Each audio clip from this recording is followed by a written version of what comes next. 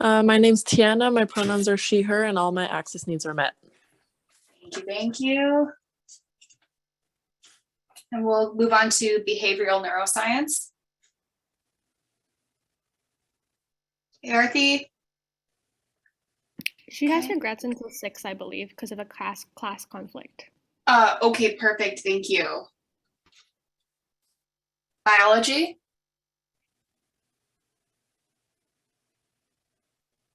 Nicholas? Nick? Okay.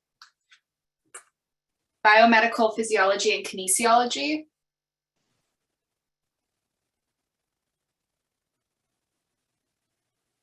Kashish? Okay. Chemistry? Gwen?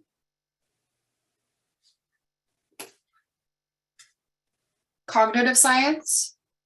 Oh, Kashish, I couldn't hear you, sorry. I thought I saw you in here. Do you want to just put it in the chat then, or try your mic?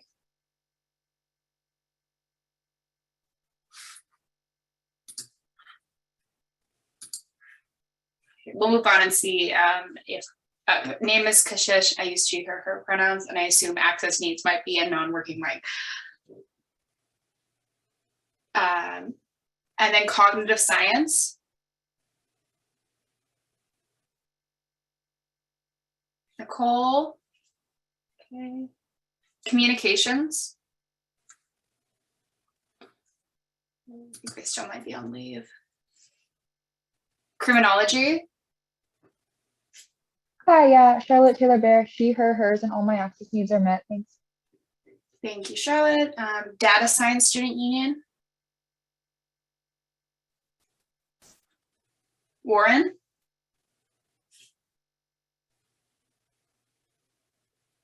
Economics.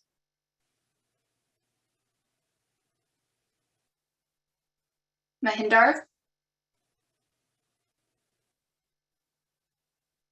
Okay.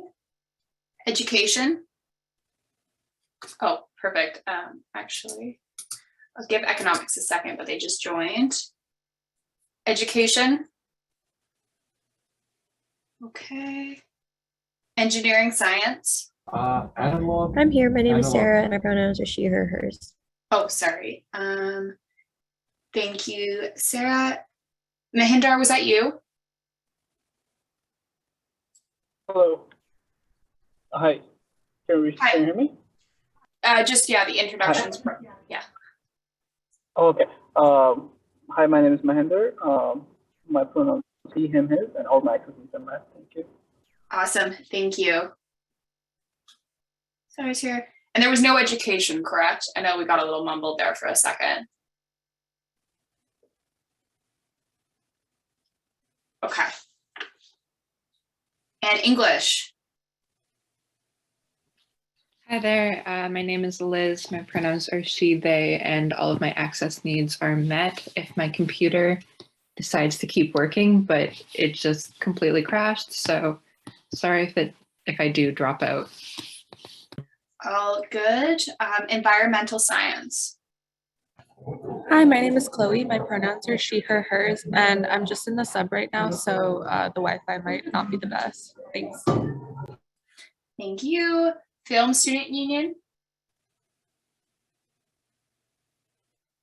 Amelia. Okay. French.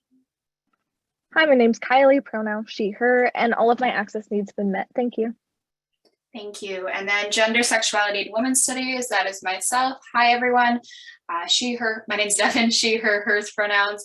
My access needs are met, other than I've just kind of had one of those weeks. So if I'm a little slow today, please bear with me. But we will get through this meeting. Geography. Hello, I'm Natasha. She, her pronouns, and all my access needs are met. All right. Thank you, Natasha.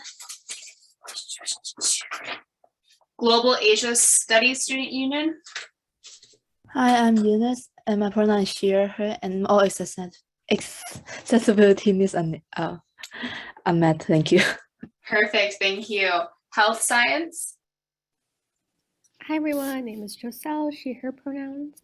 All my access needs are met. I just have to leave exactly at 8:30. And I am in the sub, so that might be a Wi-Fi issue, but should be fine. Okay, thank you. History? Alan? Okay. Ayat? Hello, my name is Jeremy Felix, pronouns he, him, and they, them, and all my accessibility needs have been met. Thank you. Thank you. ISSA?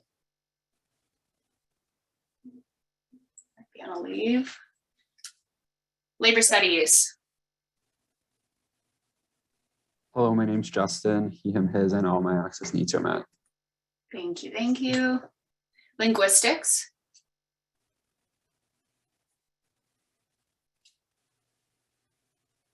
Okay.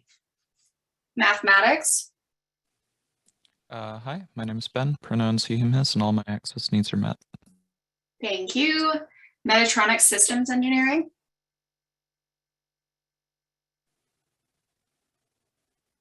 Riley? So name is Riley McWilliams, pronouns he, him, his, and I'm driving home, so I might pop in and out. Please drive safely. MBB?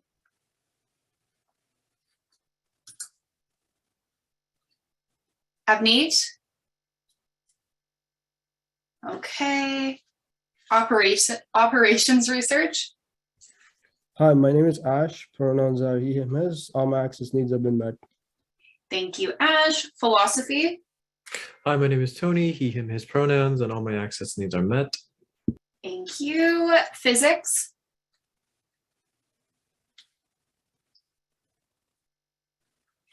Oh, I can see Graham's in the writing room, so maybe we'll come back. Political science? Hi, my name's Abby, he, him, his pronouns. All my access needs are met, except I'm just in a Hive leader training at the same time, so I'm a little bit distracted. Okay, sounds good. And physics, Graham, I saw you just joined, if you have connected. Yes, hi, my name's Graham Rich, pronouns he, him, and my access needs are met. Awesome, thank you. Psychology? Hi, my name is Tiffany Lewin, my pronouns are she, they, and all my access needs are met. Thank you. Thank you. Science Undergrad Society. Sus. Zaid, I thought I saw you here. Okay. Sass. Hi everyone, my name is Akam, my pronouns are she, her, hers. All of my access needs are met, but I am on my way home right now and my Wi-Fi tends to cut out, but thank you. Thank you. Sociology and anthropology.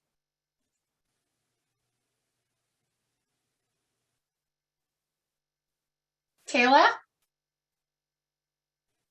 Okay. Software systems. Hello, my name is Shashank Tanalapati. My pronouns are he, him, his. All my accessibility needs are met. I just have to leave at 8:30 for another meeting. Apart from that, we're good. Thank you. Okay, sounds good. Statistics. Hi, my name is Gia. My pronouns is she or her. Wi-Fi, right now Wi-Fi is not unstable, so the voice audio sometimes breaks up. Thanks.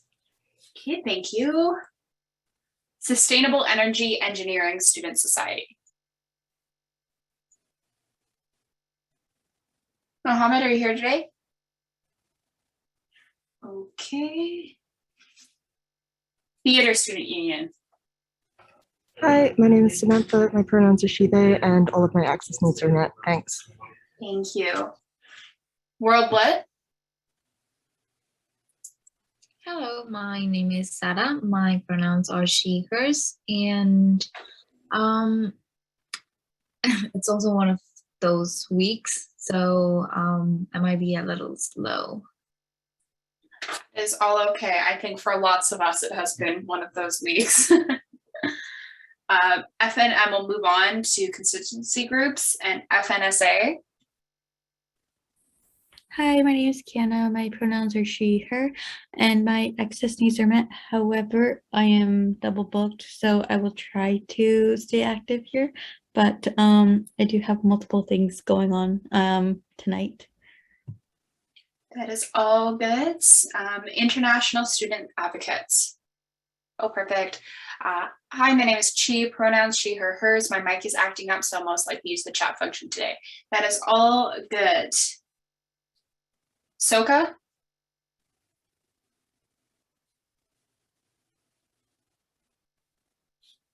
Okay, and Women's Center Collective. Nim? Okay. And Sac? Hi everyone, my name is Paul, pronouns he, him, his. My accessibility needs are met. I will be leaving shortly for an appointment, so I will be listening in, but I probably will not be participating again tonight. Thank you. All good. And then the exec committee, Gabe is on a leave of absence. And so VP internal and organizational development. Hi everyone, my name is Corbett, pronouns are he, him, his, and access needs are met. Thank you. Thank you. VP finance and services.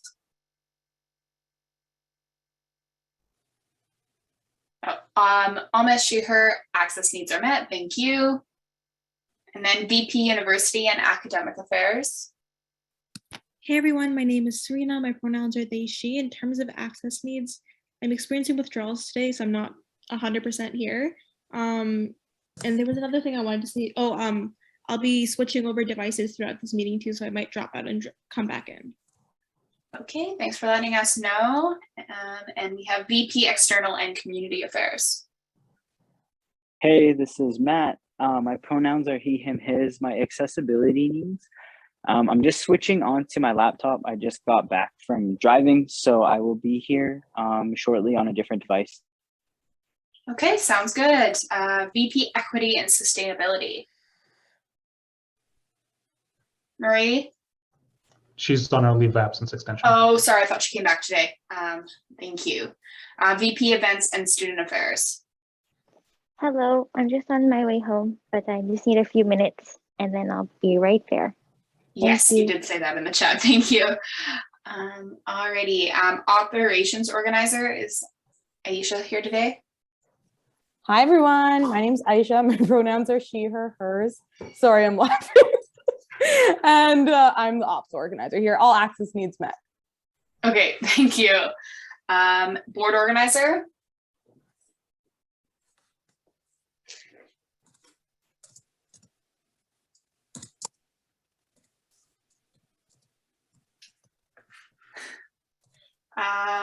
Okay. Campaign research and policy coordinator. Hi everyone, my name is Beatty, pronouns she, her, hers. My access needs are met. Awesome, thank you. And then we have our admin assistant. Hi, my name's Christina. My pronouns are she, her, her, and all of my access needs are met. Perfect. Building manager. Okay. And Ella is just going to submit theirs in the perfect. Ella, she, her, hers, access needs are not met, but I'm making it work. Microphone isn't working. Thank you very much. And then under leave of absence, it does say that I am on a leave of absence. We will amend that because it technically starts tomorrow. So that's okay. And is there anyone who joined late and didn't get a chance to do their access needs and pronouns? I know there was some people coming in as we were doing it. This is your chance. Even put it in the chat just so I make sure my records are correct. Okay, not looking like anyone. And so we can move into the, Zaid, I think I called you. I knew you were here, but then I think you might have cut out. So you were here, good. All right, we can move on to the consent agenda.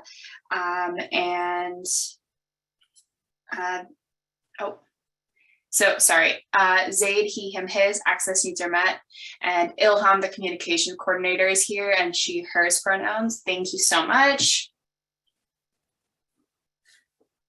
Okay, access needs are met, thank you. Last call, if I didn't call you.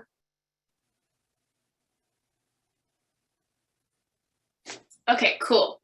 So we will move on to into the consent agenda. And under the consent agenda today, it's be it resolved to adopt the consent agenda with unanimous consent. We just have some minutes from various committees as well as from council.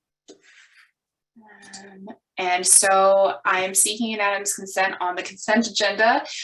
If you would like to abstain or vote against passing it, please raise your hand or add anything to it. Okay, seeing nothing, it's passed with unanimous consent and we will file those minutes. And we can move on to the adoption of the agenda. And so that reads, be it resolved to adopt the agenda as presented. On my end, I don't think I have to amend for any regrets today, but is move it or seconder, yeah. Can I get a mover for that, please? Matt. Thanks, Matt. Can I get a seconder? Political science. Corbett. Okay, got political science. Too slow, Corbett. And so open for discussion for any amendments. I don't think I have to amend anything for regrets. So Matt, go ahead. Hello. Yes, I wanted to amend today's agenda. I'm sure you all got my email to include under new business for BC flood support. And I would actually also like to make that the first motion on the agenda as well under new business. And I can read out the motion and then type it in the chat later on. Oh, it's already in there. Yes, but I will read out the amendment though. Okay, sure. Yeah, you could read out the amendment. That'd be great. So the motion say to BC flood support, whereas many communities have been impacted by the recent British Columbia floods and it continues to harm communities across the province. Whereas the SFSS wants to provide support to those who have been impacted, and from what we have seen, immediate support will be needed and ongoing. Whereas even members within the Simon Fraser University community and their families have been directly impacted. Be it resolved that the SFS Council provide relevant and immediate support through coordinating physical donations within the Student Union building as a drop-off center in collaboration with SFU Ancillary Services, SFU Office of Community Engagement, Graduate Student Society, and community members. Be it resolved that Council donate $10,000 from an appropriate line item as recommended by the VP Finance and Services. Be it resolved that this donation be split between $4,000 going to impacted communities and $6,000 going towards buying essential items to donate. Be it resolved to strike the emergency working group through the External and Community Affairs Committee and appoint VP External and Community Affairs Matthew Provost as lead and VP Events and Student Affairs Jess Dela Cruz as co-lead to coordinate non-executive counselors, community volunteers, and external community members to help with donations and continue to update the SFSS Council throughout the duration of this project. Be it resolved to appoint A, B, C, D, and E to the Emergency Response Working Group to help support and coordinate alongside VP External and Community Affairs and VP Events and Student Affairs. Be resolved to allocate SFSS resources such as but not limited to communications and SFSS social media accounts, email lists, to further amplify messaging to support this initiative. Be it further resolved that a portion of the donations will be allocated to specific Indigenous communities. This will be determined by the Emergency Response Working Group based off of need and requests and ongoing research for the duration of this initiative. Thank you. Thank you, Matt. And I just want to confirm with Corbett, because it is on the agenda as of now, do we need to move to amend the agenda or just move to move it to first? We just moved as part of the set of amendments. We can reorder it as part of the agending session. Okay, perfect. So we, as part of the batch, first of all, we'll move that BC flood support that Matt read out to be 8.1 on the agenda, and subsequently push everything down by 1. We'll do this in a big batch. So is there any other amendments? Jess, I have you. I was wondering if the presentation from Ella can be before reports from committees. Executives, I need you to fill in your slide real quick. Some of you are missing it, but that is my amendment. Perfect. And so it's another order change. And so presentation 6.1 better help. Oh, starting 7.1 better help will become 6.1 better help, and reports committees will become number 7 on the agenda. And then Corbett, you were on the list. Yeah, thank you. So I would like to add a discussion item. The SFU events, titled SFU events support constraints. Okay, awesome. So we have those 3 amendments there. Is there anything else anyone wants to add before we do that batch of amendments? Okay, so just to be clear, what we're amending the agenda today is, first of all, to move BC flood support to 8.1 on the agenda under new business. The second is to move presentation better help in front of reports from committees, so becoming number 6 on the agenda. And lastly is to add a discussion item labeled SFU event support constraints. Can I get a mover for that, please? Yes, move. Thank you, Jess. Can I get a seconder, please? Political science. Thank you very much. So any discussion on the amendments to the agenda?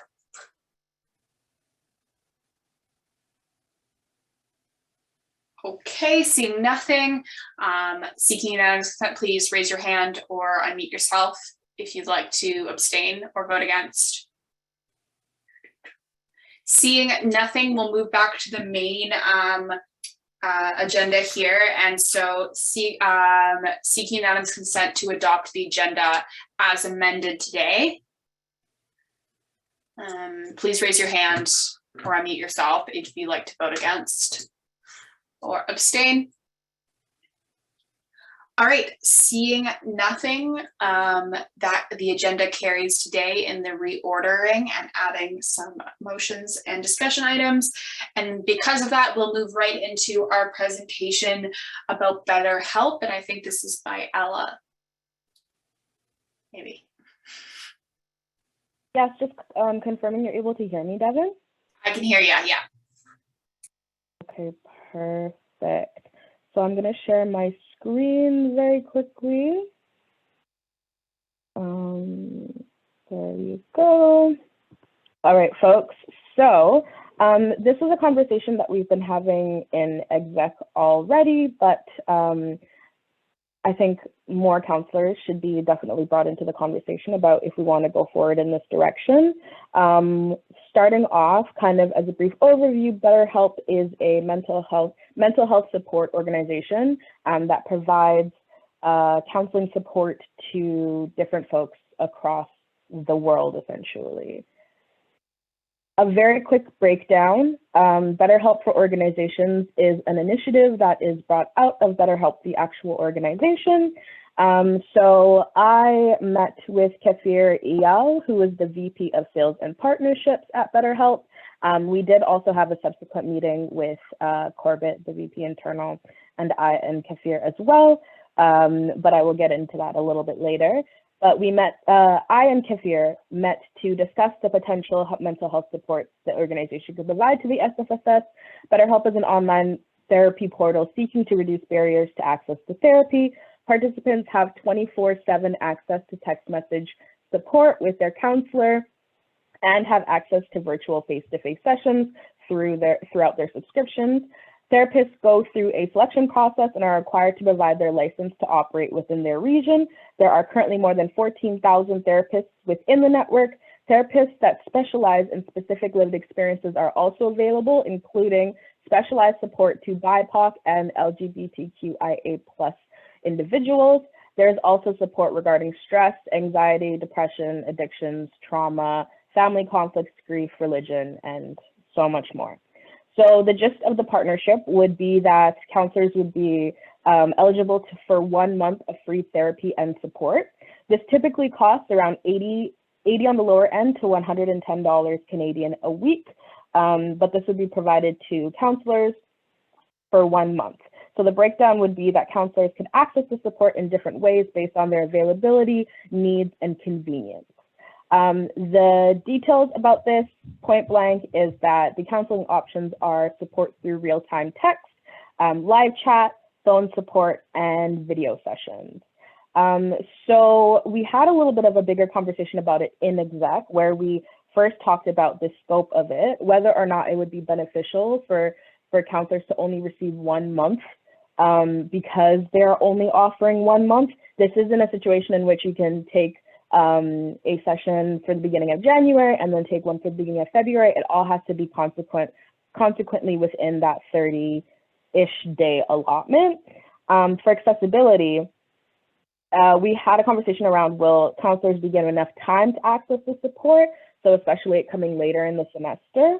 And you do need to have a credit card in order to sign up for the Better Help for Organizations programming. So that also is an accessibility piece that we had a little bit of a conversation about.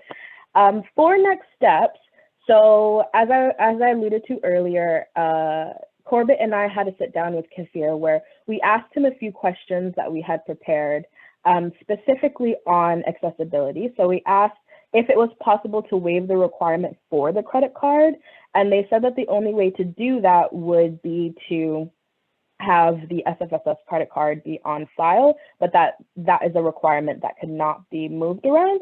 And then we asked specifically if they could provide confirmation that BetterHelp does not take Canadian health insurance, thinking that some support that's provided through the SFSS,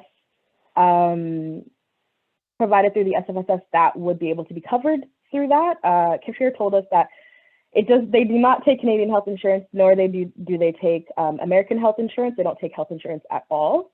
And we asked about specifically medical privacy issues. They let us know that Tele.health, which is the largest publicly traded company in the world, is the overarching umbrella to BetterHelp. So they follow the data privacy guidelines of Tele.health. And they also work with the Canadian government. So that is something to keep top of mind when thinking about medical privacy issues. And after that, we asked if there was a support office within the country. They let us know that they don't have any support offices around the world at all. Everything is run by a member success team, which is international, but they tend to respond essentially day of if there is additional support. So what we had for considerations was mainly, one, the cost of 1 month for counsel. If we decided to partner with BetterHelp, it would be around $16,000 per month if counselors wanted to take that extra month for support. That is a significant chunk of money, and that is a significant chunk of money that is not, that isn't the most, we can't really move that forward, isn't the most sustainable. And other than that, like elongated support versus short-term support, yes, 1 month might be beneficial for a counselor now, but what if somebody needs more support than that? So I wanted to bring this to the table, and a few counselors wanted me to bring this to the table for folks to think about. I'll be sending out a survey during this council meeting to specifically ask like who, it won't be any confidential questions, but who would benefit from support like this, and whether or not we can take some steps to move forward to provide support like this moving forward, especially at the beginning of 2022. But that is all for me. I don't know whether in presentations we open the floor for questions, but Devin, if you have any. We definitely can. I think it would be, if people are okay with it, would be really helpful if we could, just if you have the capacity. Yeah, for sure. Sure. Chloe's asking. Chloe yeah, okay, go ahead. Sorry. Chloe said in the chat, sorry, was the amount 16,000 per month for council? Yes, so that would be 16,000. If every single counselor decided to take that extra month of support, 1 month would equate to around $16,000. Thank you. And then we have Sarah. Just a couple of clarifications. So this is only for council, right? Yes, so this would only be for council for mental health support while folks are in these positions.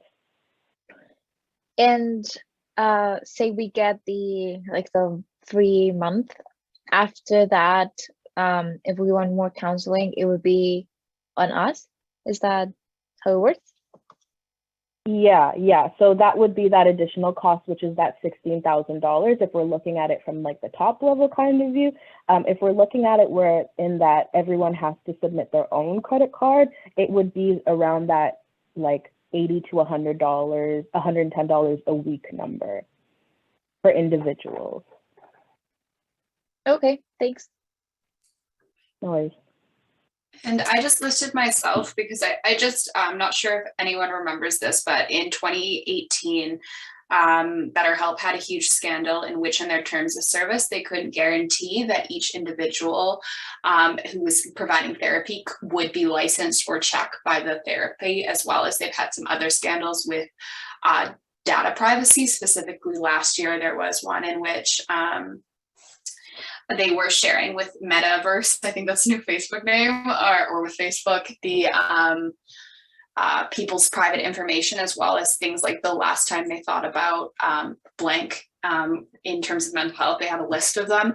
And so I just wonder if if we were to go forward with BetterHelp, maybe we could look at addressing some of these issues with BetterHelp. Another one has been surrounding with like doing a partnership with Travis Scott after Astroworld. A lot of people have seen that as like them trying to profit off of that unfortunate tragedy. So just some things I wanted to bring up, as I know BetterHelp can be really helpful for individuals, but they have had quite a bit of controversy. Ellie, you have a direct response to me. Yeah, no, for sure. Devin, I honest to God completely agree. All of those safety concerns are so important. On the piece of the privacy concerns, that's why we had brought it up to Kafir originally, specifically speaking to what have they done past those kind of communications to provide better support. What Kafir was able to let us know is that if we do have additional questions, we can talk directly to their compliance team. If we do have more fleshed out questions on data privacy, we can talk directly to their compliance team, and they can have that direct conversation with us so that we're having this back and forth with the folks that are actually behind the scenes doing the work. And I do also just want to flag, like after the Travis Scott tragedy, I think it's also like really beneficial to bring up that is something that we might not want to align ourselves with politically. And that's a really, really horrible thing that happened. This communication had happened before the tragedy, but I wanted to vocalize that too. Awesome, thank you. Abby, you have listed yourself. Yeah, I had very, very similar concerns. Like if we're accepting services from BetterHelp, it's almost like we're endorsing them. And I don't necessarily want the SFSS or even myself to be associated with BetterHelp if they've made such poor choices in the past. So I would be voting against the motion for this. All right, thanks, Abby. And Jess did ask a question in the chat, Ella, if you wanted to address that. So the $16,000 per month, but that's if all 54 counselors and 7 use it. Yes. Corbett, you can confirm just in case I am wrong, but my initial response is yes. And ACOM, the context behind that is, I believe, after, I can't remember if it was before or after the tragedy, I'd have to look into it a little more, but specifically after Travis Scott, organized with Better Health, and it was originally called a partnership, which a lot of people thought was kind of a bad word to use, a partnership with BetterHelp where attendees got 3 months of therapy for free, but then there was questions about, well, they'll have their credit card on there afterwards, and if they start using that therapy service, they're going to continue to use it because after 3 months you start like having a connection with your therapist, and that's when you really start to see progress. So a lot of people thought it as a marketing move, and marketing and profiting off of the trauma of the people who attended that concert rather than it being something good. But then that gets into a larger conversation about like medical capitalism. So that's at least what I know.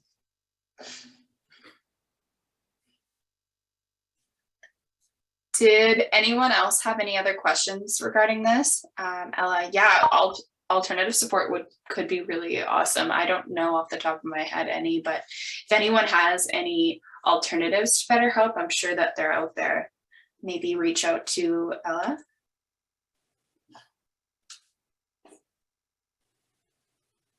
Okay, cool. Alrighty, Jess, are you guys already on the exec side? Okay, cool. Perfect. But thank you, Ella, for that presentation and bringing that to council. It is really great that hopefully we can get some mental health support. But I'll let the executives do their presentation. Okay, so this is from the dates of the 10th through the 25th. This is all 7 of us looking right now. So honest to God, like it's been really difficult to keep up with our emails with so many things going on. So we're really, well, I'm sorry. So just let me know if I need to respond anything urgent. Okay, so we had an executive meeting on the 15th. It was a really long one. We actually went over, our admin staff compiled a list of motions that had actionable items to do from the then so-called board of directors from 2020 to 2021.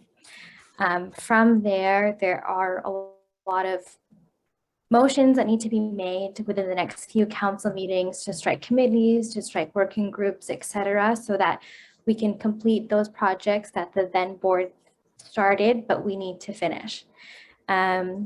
We have then started to also have reports from management and executive officers as well within our exec meetings. And then we always report on hiring committees. There's not as much going on right now within hiring committees, so that's pretty good. We also just finished hiring our OOC coordinator, and then they will be onboarded next week. We were following up on recommendations from internal communications working group, essentially tackling the question of how do we communicate with our staff in better and healthier and more productive and positive ways. We were discussing our LOA scheduling. There's a project going on between myself, Serena, and Almas to discuss the bulletin boards that we have spaces on within campus, how we need to make a formal agreement with SFU about those spaces. We really love Notion. So Ella has been communicating with the company at Notion to get us some discounts as a nonprofit organization because it's been helping us with our workforce. Corbett and I gave an update on our involvement with esports and esports association. We went over the in-person events COVID-19 guidelines. We discussed the 2022 spring referendum. I updated everyone else on the room booking updates, which everyone go check right now. You can go book the small team meeting rooms because it's finally open. We made it. Better Health from Ella, so she was presenting that as well. SOP proposal. So that SOP stands for Standard Operations Procedure. And so this is something that BD, one of our staff, has been working on. Basically, these would be guidelines, a how-to guide of how to chair a meeting, how to do Robert's rules, how to communicate with staff, how to send an email, how to do X, Y, and Z. Basically, just like a how-to guide to be within this organization. This is so that when the execs leave and when you folks leave as non-executives, we have that lineage throughout history of standard operation procedures for consistency throughout the next years. And then we almost discussed the excess liability renewal, which she and Corbett are working on together. We also have a meeting on Monday, and so this is what is on the agenda for Monday. We will discuss for the BC flood support, which we will also discuss today at council. And I will also go again with the committee updates. We're also discussing here today. We'll go over annual plan, issues, policies that we have 6 months left to finish and work on. The unknown whereabouts of the Vancouver SFSS space, I want to get clarification on that. Signing officers and staff, and for in-camera discussion, we have staff support and staff support for council, and then HR processes. Things that we're looking forward to. Our plan is to have frequent and shorter executive meetings up until the end of the year, because there's a lot of projects going on that we need to finish. Review of annual plan and our job descriptions as well, because elections are starting soon for the next executive committee, which is happening next year. So we're already discussing what to do for that. We just got invited to a post-secondary town hall with Dr. Bonnie Henry again about COVID-19 that is happening in December.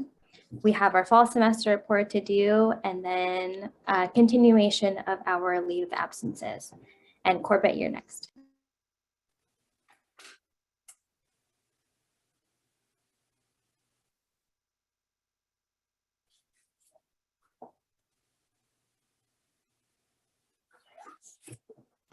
Thank you. I was muted as usual. Okay, so I have 2 slides, one for what I was doing as acting president, and another is internal and organizational development. So one of the first things I did was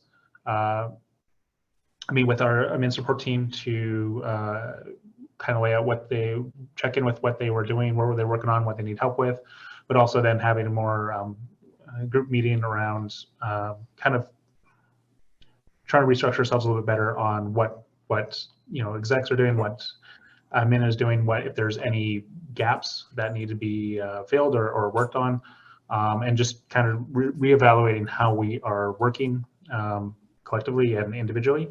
And I've had this discussion also at exec, just because it's, as you've noticed this year, we've had a lot of people go on leave of absences, and not just in the exec side, but also council side. And so this is our first year of doing this whole merged model.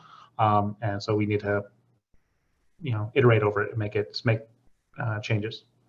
I've been spending on and off quite a bit of time catching up on Gabe's emails, going through some old backlogs and stuff, and also restructuring to make it a little bit easier, more automated for a lot of things. So it's a lot less manual sorting.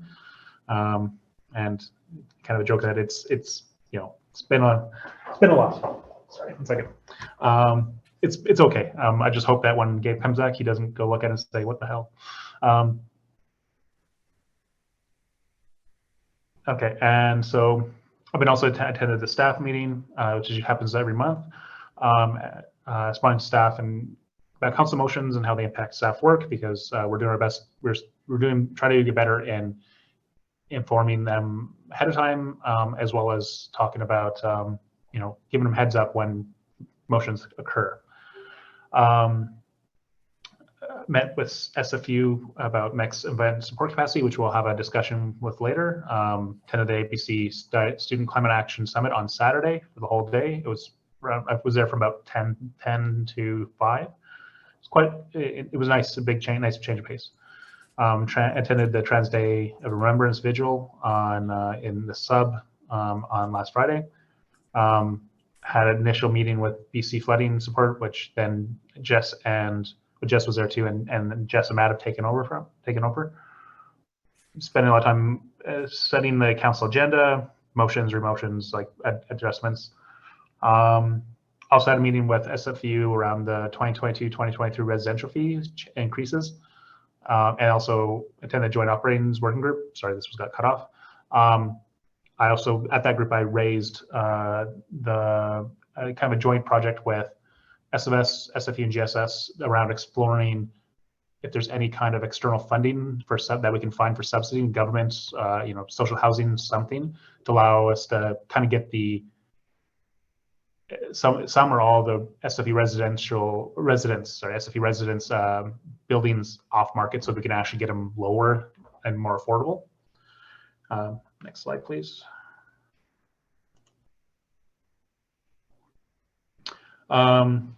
As you know, internal and organizational development been met with SFU Surge about a spring hackathon and a grant that I think we might be voting on next meeting on December 1st. I met with SAS presidents around the Constitution, advised and updated them on the sub-common room working group space and the whole MOU. Met around tabling the sub, and we're working towards getting more areas where we can have students be able to table, and the rules around that, working with that with Jess. I met with the board organizer to go over like council onboarding SOPs, review and development, because it's the way it currently has been going has not been very effective, but we have some ideas going forward. As well as meeting with her about the remaining fall and spring council dev sessions to plan out for the rest of the next 5 or so months. And then 10 exec committee held a member of the planning committee where we started setting tasks for AGM after event reports related to like student surveys development. So a number, Abby, Kishish, and I think Ella are working on different surveys already that will go into different groups.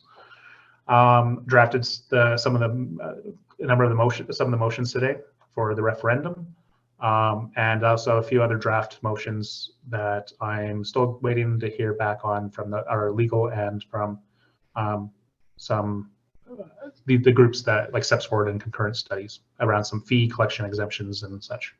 So been a lot for the last 2 weeks. And as you know, I also will be filling in for Gabe until at least Friday, most likely Monday.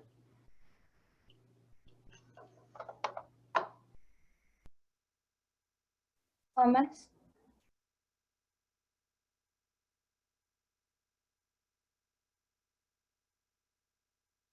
Oh, I don't know if they were actually able to re-enter to the meeting. Are you here? Yeah, I'm here. Okay. Thank you. I can see the screen now. So the first thing was our Senate meeting. This time the Senate meeting was pretty long because we had a lot of issues to discuss. And if someone wants an in-depth detail of what went down during the meeting, it's all there in my work report, which is now uploaded to the website. You guys can check it there. The second one was our staff meeting, where we do our usual every third Thursday of each month. Executive check-ins, staff check-ins, any concerns or suggestions that the staff might have, and any suggestions that we might have and stuff that we're working on. For the JOG meeting, I wasn't able to be there for the full meeting because I usually have a clashing class with the JOG meeting. But we also had a prep session where we spoke about things like the SFU 350 mural, their hunger strike, and this was arranged by Serena, Corbett, and Ella. And because Gabe wasn't there, so Corbett was replacing him at this meeting. I'm also on the Excellence in Teaching Awards Committee, which has been taking quite a bit of my time because we have about 27 nominations for different professors. And it's such a hard task to choose between all of them because people have given such good feedback about each one of them. And since everybody has a different teaching style, so it does take a lot of time and effort to select who truly deserves the award, because we can just have 3 people out of the 27. Next up is our council development session that we had last week. All of us attended this, so I have not written quite a lot of details. Also, I'm really sorry, like usually my slides are really detailed, but today I've been just running around everywhere because the semester is ending, so there's not as much detail in them. So in case you have any questions about anything specific, we can speak over the email or whatever your preferred method is. I've also been going back and forth, like I mentioned last time, about the sub-insurance finalization. So I think I gave a brief idea of what's going on. We have 3 different insurances. Each one of them is on top of each other. So it's more like a layered insurance. And because our renewals are all at different dates throughout the year, it's really hard because only if we have the first insurance, we can get the other 2 renewed. So I spoke with other executives and also the person who represents the insurance to us, and we came to this idea that we should slowly and gradually try to get all of them to renew at the end of an exec term, which is April every single year. So that is something I've been doing. I think it was Ella who mentioned at the last council meeting that we will be making the standard operating procedures sheets now.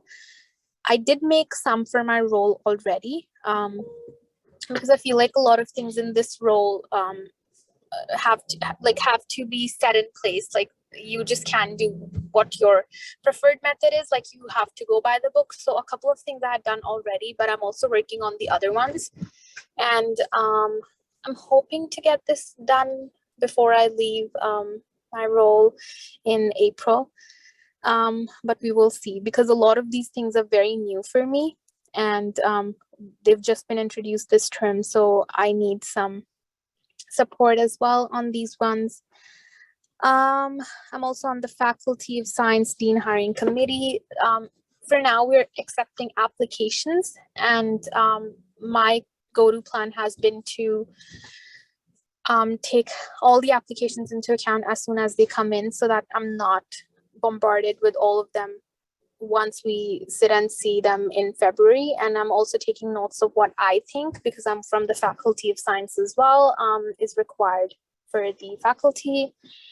There are a couple of things that aren't mentioned here. I'm not sure how long I have left to speak or if my 3 minutes are over, but I'm trying to do some finance committee stuff. And I feel like not a lot of people have been interested in the committee, which is okay. I understand people believe it's a boring committee, but it's just been myself and Corbett so far.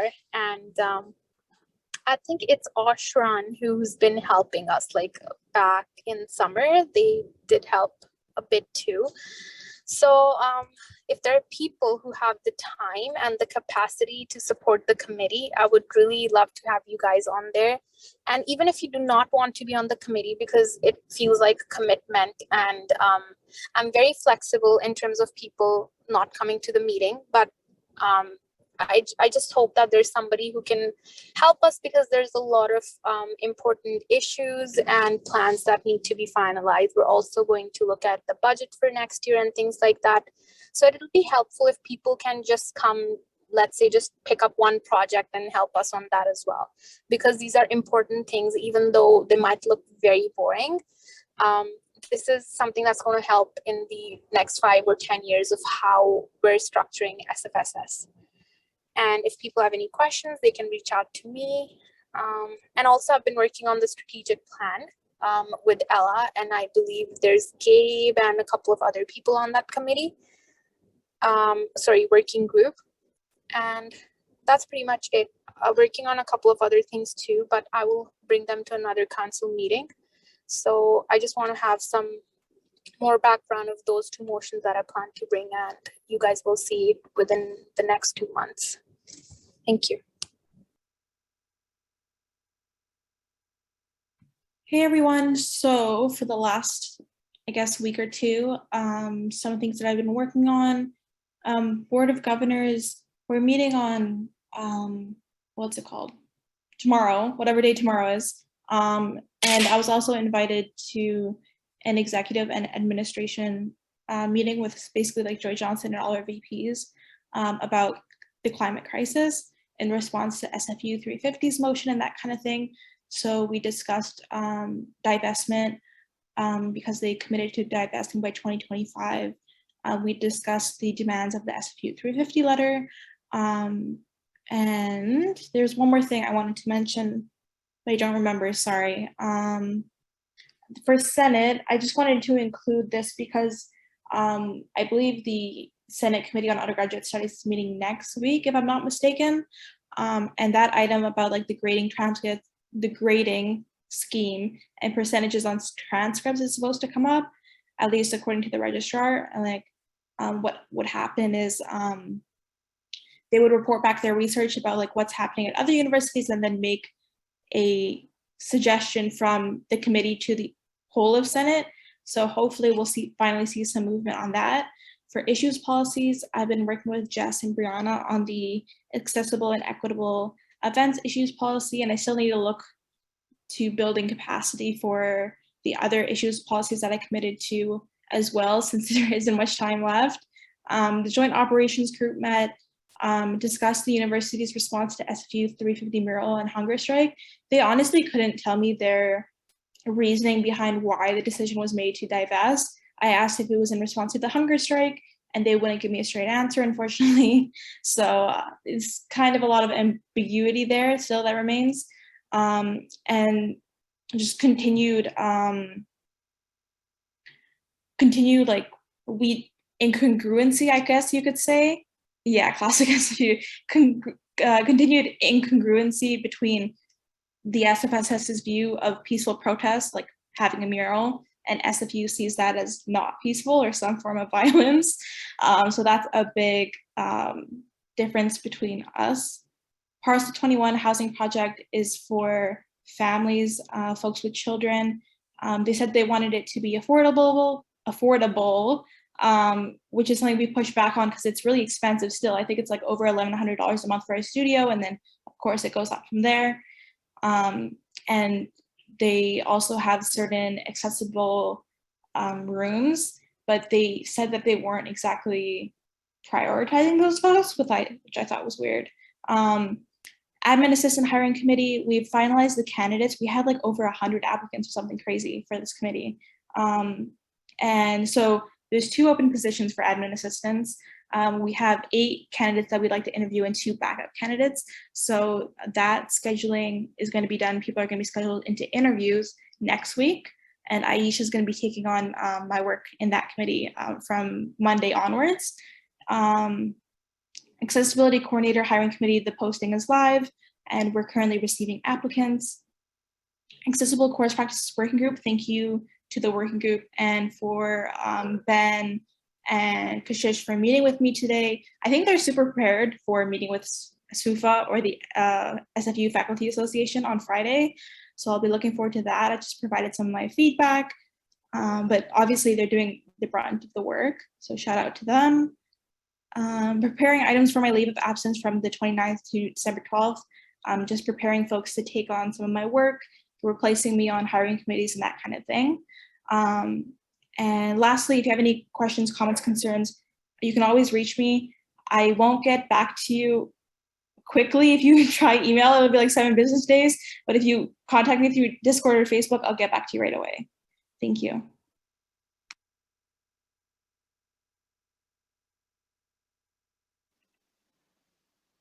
All right, cool. So I guess it's me. Yes, I was late on my slides. So thank you everyone for your patience. So yeah, I was on a half an LOA. I just wasn't attending meetings because I still had to finish up some stuff. So pretty much somewhat of a break, but pretty much mobilized some students from SFSS and Council to go to the Student Climate Action Initiative Summit, which was last weekend. So that was great. Unfortunately, I intended to go, but it overlapped with some stuff that I was doing on the Saturday and also had to take up some family stuff that happened on the Sunday. So that was unfortunate, but we're able to prep a document that Ella, Beatty, and Muriel were able to consolidate for the folks to go to that summit with, which was really helpful.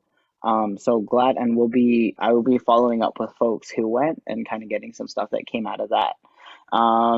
And from there, the stuff was all kind of jumbled up just because I was trying to think about what happened with the last couple weeks, but went and supported with Transgender Day of Remembrance. So was kind of somewhat communicating with Jess and also Constantine from out on campus, just in terms of how to support.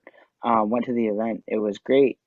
Supported Indigenous students over, there was a really whack event that happened that was going through UBC, Students for Freedom of Expression. Just to note, this group is not like affiliated like with AMS. It's just like kind of like a rogue club. But pretty much they had this event, and there was a speaker, Lauren Southern, some of you might know. Pretty much this event was titled An Honest Conversation About the Canadian Residential Schools and Mass Graves. And basically it's just like really bad anti-Indigenous semantics, kind of questioning the validity of like mass graves and like saying that it's a hoax. And it was really problematic, especially with the work that they've been doing. So we contacted AMS and kind of put out like a statement and supported Indigenous students and did outreach to their Indigenous committee and what they need support with. And hopefully, I did reach out just over socials, just because I do know some folks over there, just in case like if they need anything. So we're continuously communicating on that. We did get a response from the AMS. So we will be working on that moving forward, just to make sure that stuff like this doesn't happen and folks need to be more proactive on this. So yeah, that happened. I was helping support with the FNSA. Now, the First Nation Student Association had their AGM last night. Congrats to them. They now are the First Nations, Métis, and Inuit Student Association. So they did a name change. Congrats. So helped out with that. Really stoked. A lot of good work went into that. I've been working on the SFU community fridge launch even prior to when I took LOA. So this is something that I've been kind of following up on just to make sure stuff from our comms. And so Ella has been taking the lead on that, which has been really great. So I'm looking forward to that. We're hoping for the beginning of December that we're going to have a launch date with our partners. So this is like SFU Office for Engagement, Embark Sustainability, and a couple other folks. We've all been like collectively collaborating on this. Consistently, I've been back full as of Tuesday. So a bunch of stuff I've been running around. We're going to be getting some holiday decorations for the sub. So I'll be running out tomorrow to go pick up that stuff from Canadian Tire. And I forgot it was Black Friday on Friday. So I will be having fun shopping. BC flood support. We'll be talking more about this later in the motion, but me and Jess and Corbett have been kind of popping in and out of meetings for the last week, which has been kind of crazy just because stuff has been happening. So trying to be proactive, but been supporting on that, and we'll be taking lead through the emergency response working group. I have been on the SFU VP Indigenous search committee, which was also over my LOA. So I attended a couple meetings and following up on that as well. A couple things. I was on the Indigenous Student Center Director Search Committee, and this has been completed. So there will be an announcement moving forward because they filled that position. So good on that. A couple other things is catching up with my gross emails, and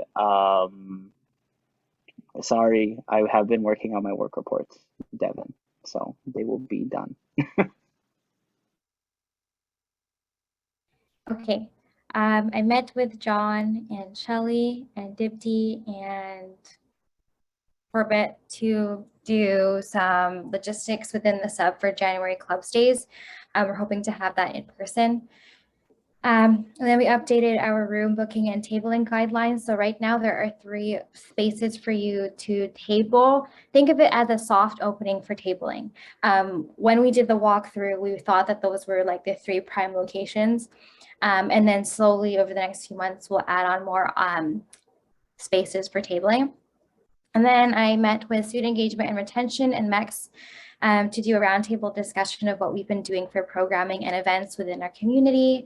I've been chairing exec meetings since Gabe is on leave, supporting the First Nation Student Association with their AGM.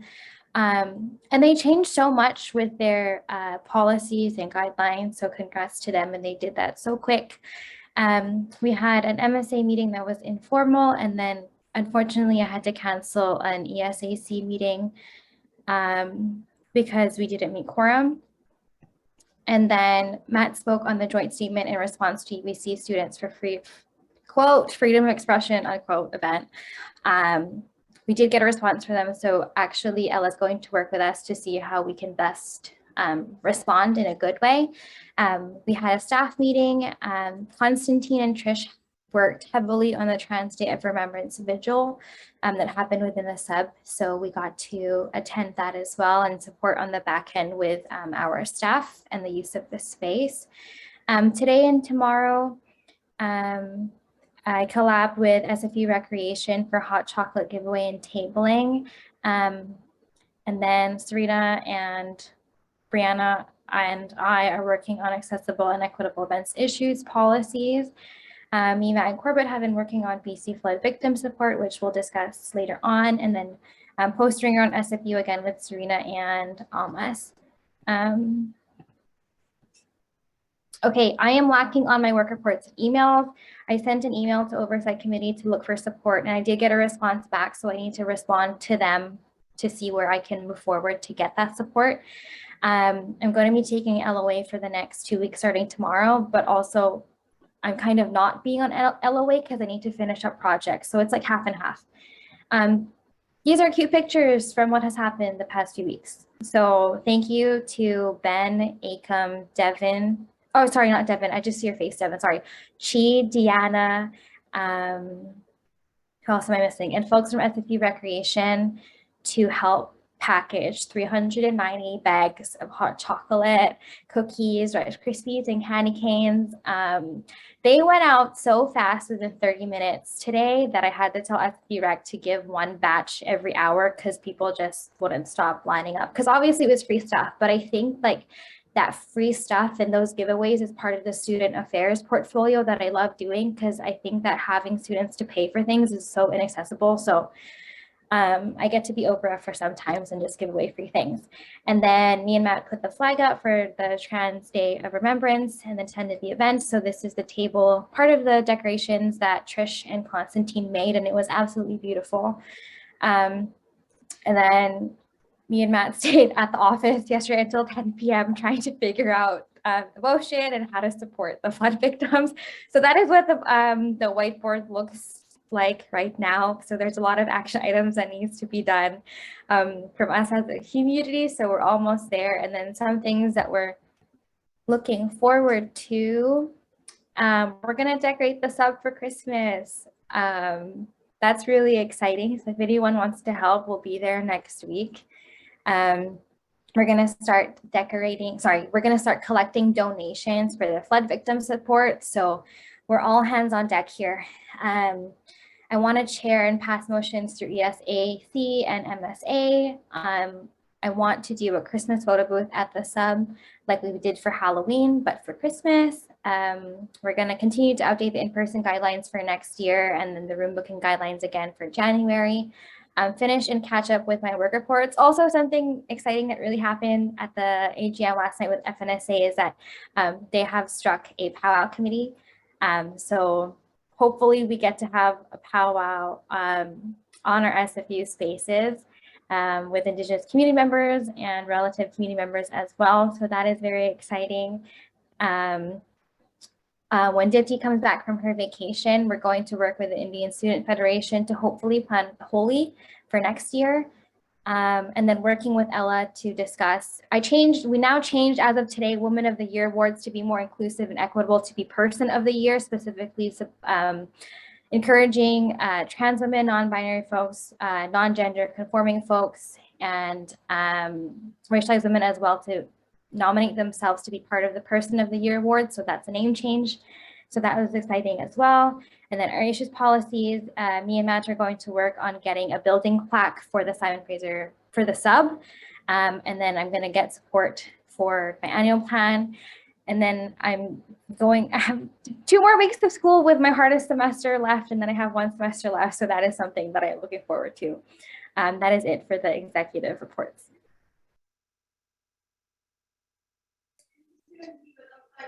Awesome. Sorry, there's some yelling in the background.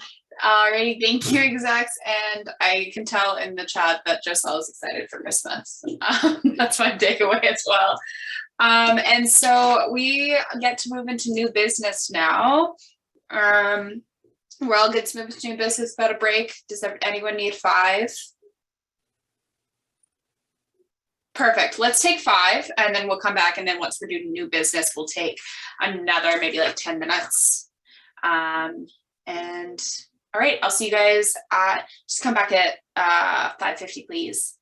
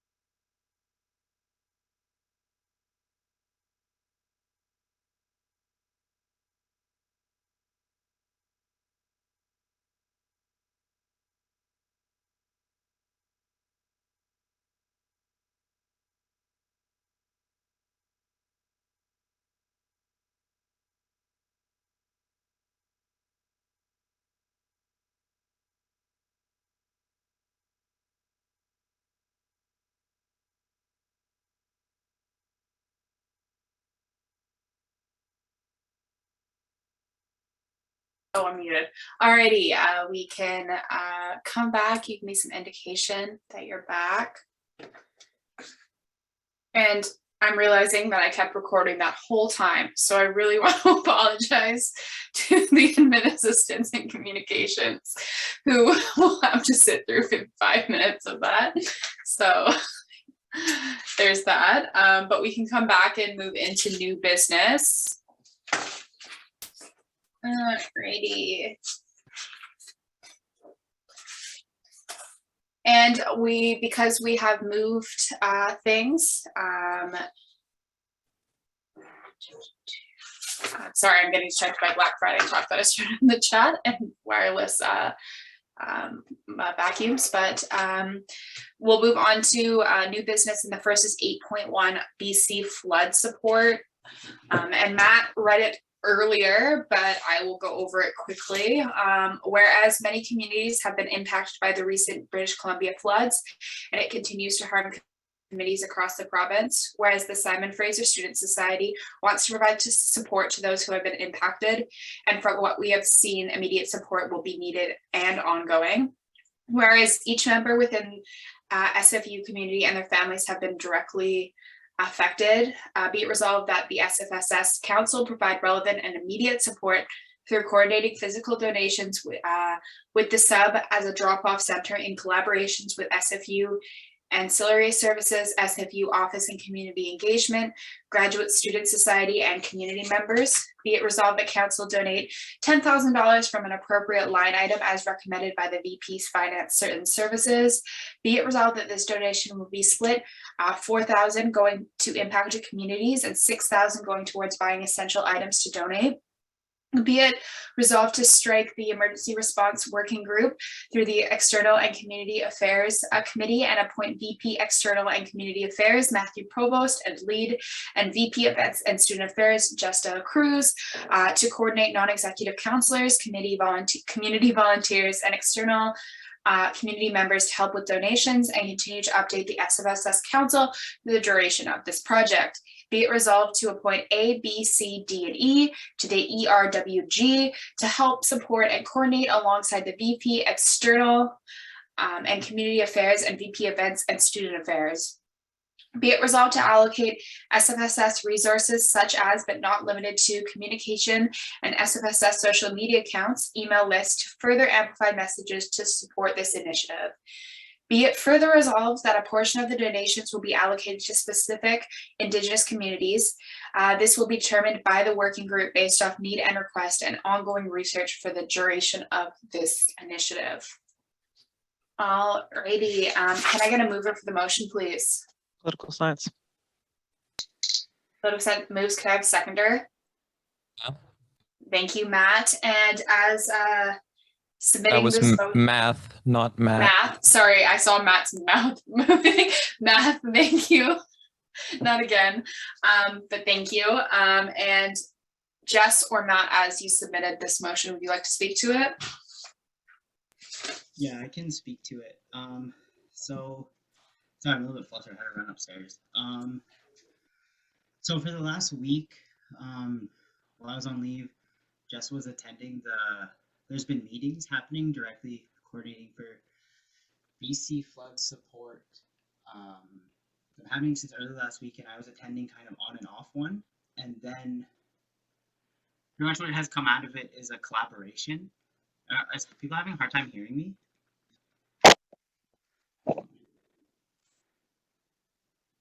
Is this better? It's a little bit better.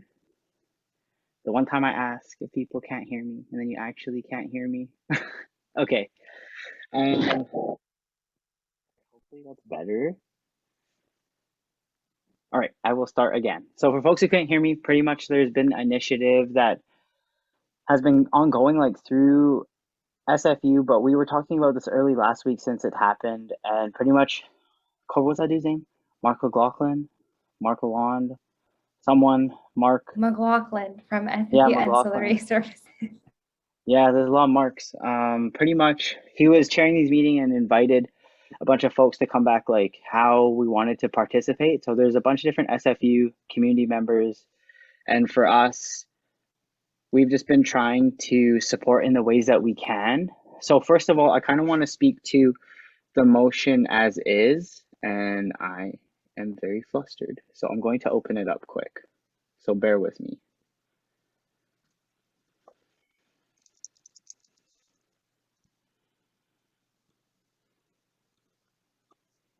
Because there's a couple different components that I just hope I want it to make sense for folks while I'm discussing, because we hopefully will be passing money.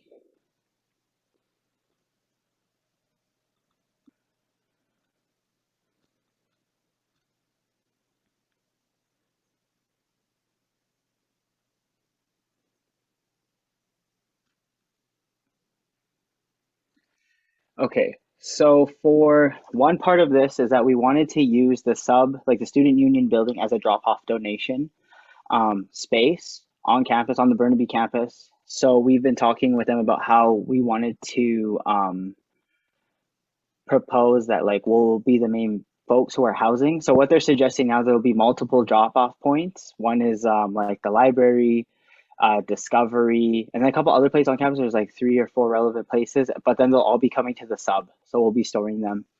And then from there, we'll be collaborating and ongoing like how that communication is going. We discussed them today that we wanted to kind of separate the donations that we're intaking. One specifically for students and their families who have been impacted directly. So what that looks like is like we're going to be organizing donations based off of that and organizing them into care packages so that they're not waiting to get donations. If they need them right now, they can come up and get something.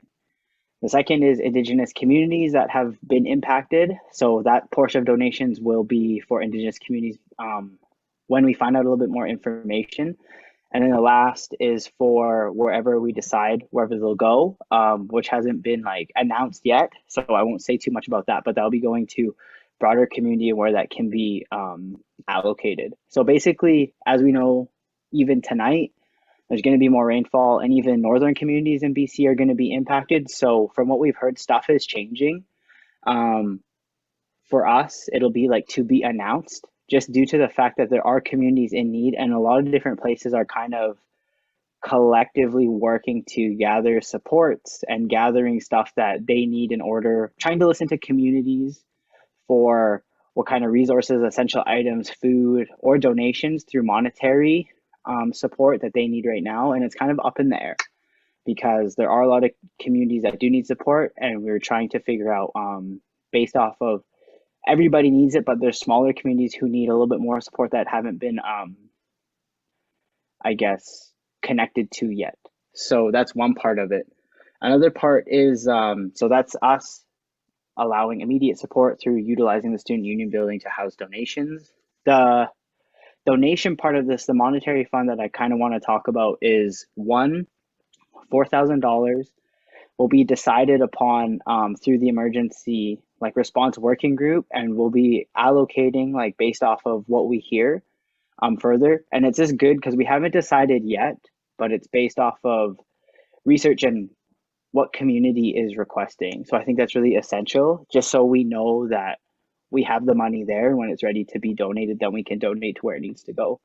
The second part of this is the $6,000. So that money is specifically allocated to buying essential items for folks who have been affected by floods.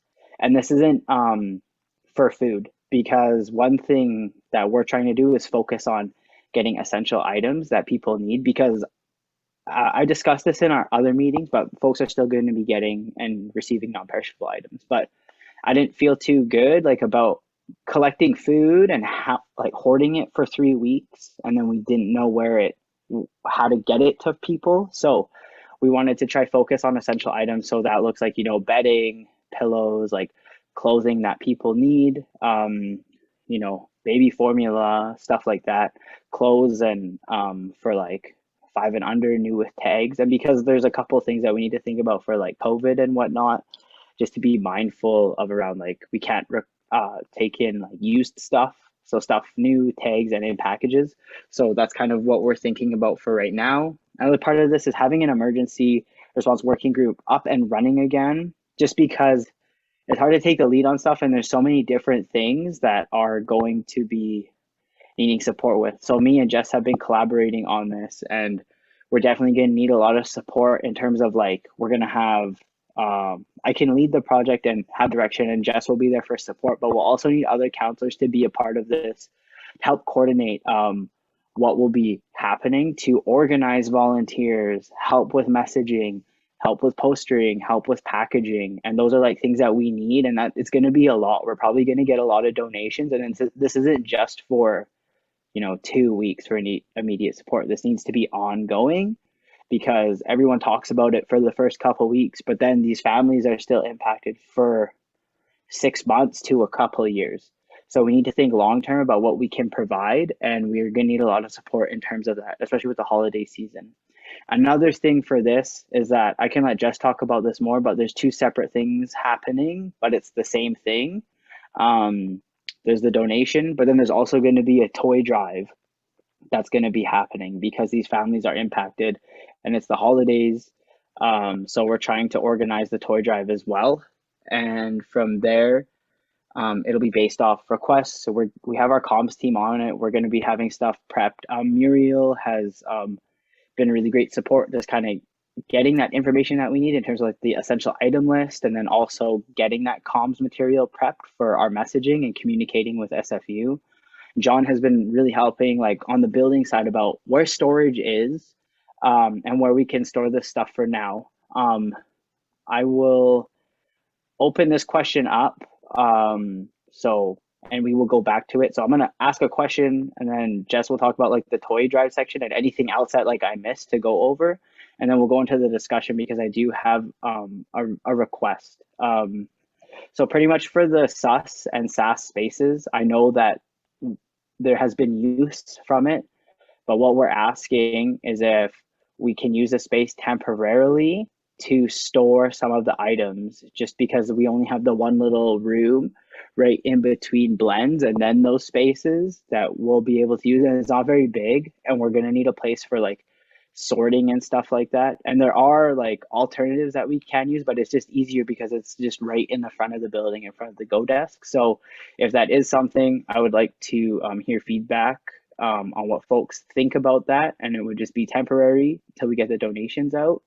And I will let Jess take it from here in case I missed anything.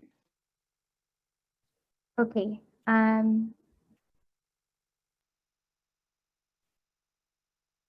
Yeah, so for the spaces, Matt and I need to coordinate with all of our building coordinators, our building managers, and our building assistants to help be the ones who, when we're out of office and we don't have volunteers, that they collect the donations and they check off that, yes, we're accepting this donation. If someone gives used clothing, that they deny that. And then our idea is that, so the flow would be the main entrance of the sub. Volunteers and building assistants check it off, and then they bring it right in front of the Go desk to those two spaces for the rooms.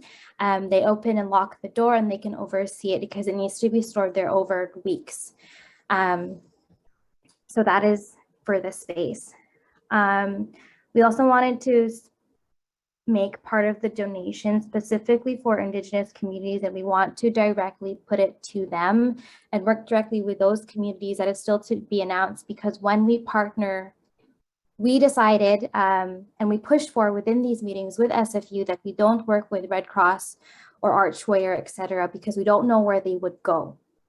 Indigenous reserves are always the last places where these organizations go to support these communities. So we directly want to have a portion allocated for that, and we will consult with FNSA to do that as well. Other things that have actually been flagged at our meetings is the support for migrant workers. Those folks are also affected because that is the livelihood of their jobs. They don't have a lot of income, and they're always treated poorly with their labor conditions. Now, due to the flooding, it's absolutely terrible for them. That is the thing, lack of EI. Okay, Joey, you're getting me so excited because that is exactly what I was talking about. One of the major requests is that to help these migrant workers is that they need help filling out their employment insurance, so their EI. We will also do a separate call out for non-executive counselors to actually volunteer their time to help these migrant workers. And we are looking into, I got some contacts where we can actually get in contact with migrant workers to help them fill out these forms of EI. So when that call out comes, I need everyone to be on the lookout and sign up. Call out and sign up for the physical aspect of this volunteering, which is helping us collect the donations, sort the organizations, and load the trucks. And the second, if you don't want to help so much with the physical side, you can help with the employment insurance and filling out the forms with these migrant workers. So that is something that we also need help with. Joey's question in the chat, are folks in student unions who aren't part of council also able to be involved? Yes. So let them know if they also want to be involved as well. For the toy drive, we are looking for new toys. So all of these items need to be new. New clothing, we're not accepting used clothing, and new toys that are packaged still. Emphasis again, like it's almost Christmas and we don't have homes, and like a lot of this stuff they lost within the floods. So that is something that we are also organizing as well. And that is the lead of what SFSS doing, is at least like what I'm doing in this as well.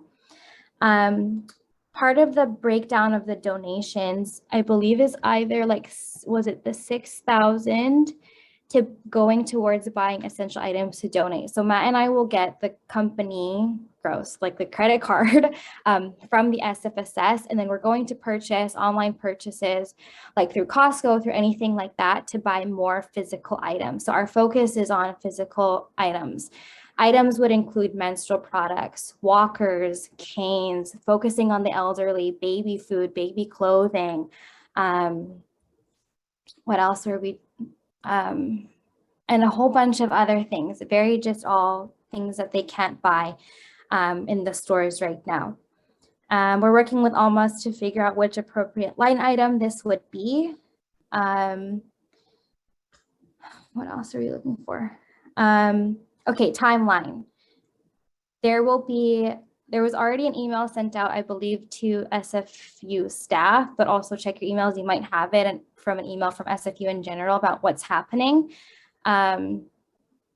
So there's that also, but for the SFSS communication side, we're working with Muriel to release things by tomorrow, and then we're going to start collecting donations on Monday.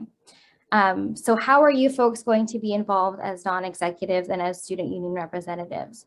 What I encourage you to do is I encourage you as an action item to go back to your student union and to, if you can't personally donate your own money, and that's the other thing, we're not accepting monetary donations as of yet. As a team with SFU, those monetary aspect, we're still working out the kinks of it, but even as SFSS, as an organization, we're only accepting physical stuff because money is very difficult to handle. So that's the other thing. When you go back to your student unions, my call to action for each and every single one of you is to, if you can't afford it for yourself, go through your student union, have a meeting before the semester ends, pass a motion. In that motion, you would say, be it resolved to purchase up to $500 from our core funding to buy menstrual products, a walker, and a cane for the victims of the BC flooding to support the motion passed at council on 11/24/21. So that's an example. I need this to happen. We need community support.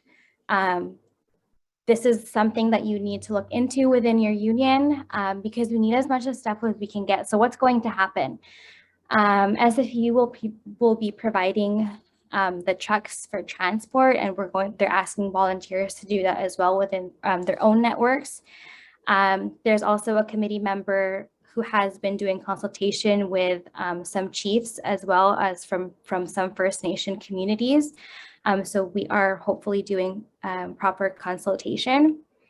I'm hoping to make a video and film a video when I have the time to urgently within the next week. And then just keep an eye out on your emails for call-in volunteers for the physical and again, the EI stuff. I understand it's final season. I know we're all burnt out and we're tired, but this is something that needs to happen quickly. and urgently. So I'm going to stop talking now, and Kiana's on the speakers list. Yeah, I saw Kiana there. Go ahead. And if you'd like to speak, please list yourself. Kiana, you go. Thank you. I'm the FNMI student representative. I'm still getting used to our new name. We just had our AGM yesterday, and a lot of things happened. And one of the things that happened was a motion to pass up to $1,000 of donations towards the flood victims and to help them out. And I am in full support for everyone to do as much as they can to help out these victims.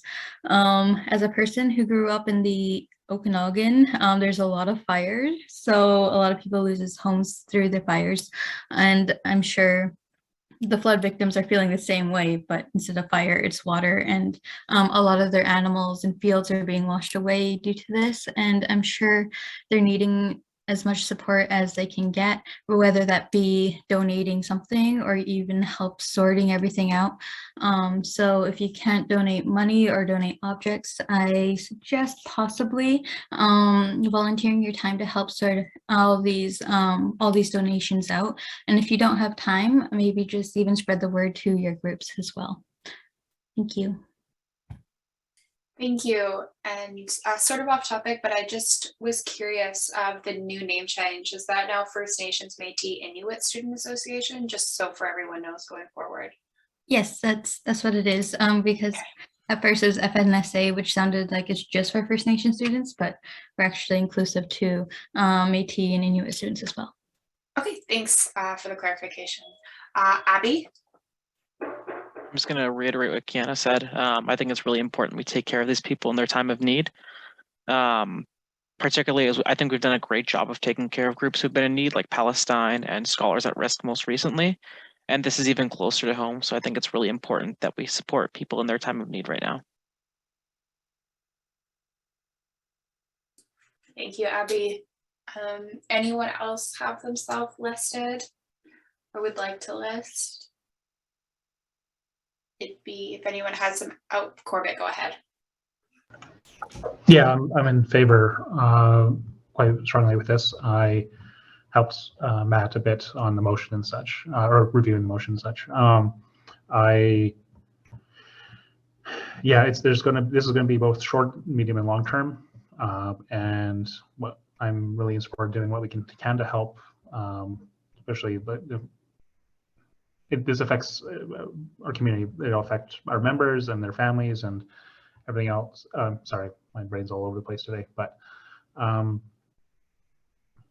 yeah, like basically anything to do with helping using our resource in our space, like the sub, to help with this and to support our members and their families and others and other people affected.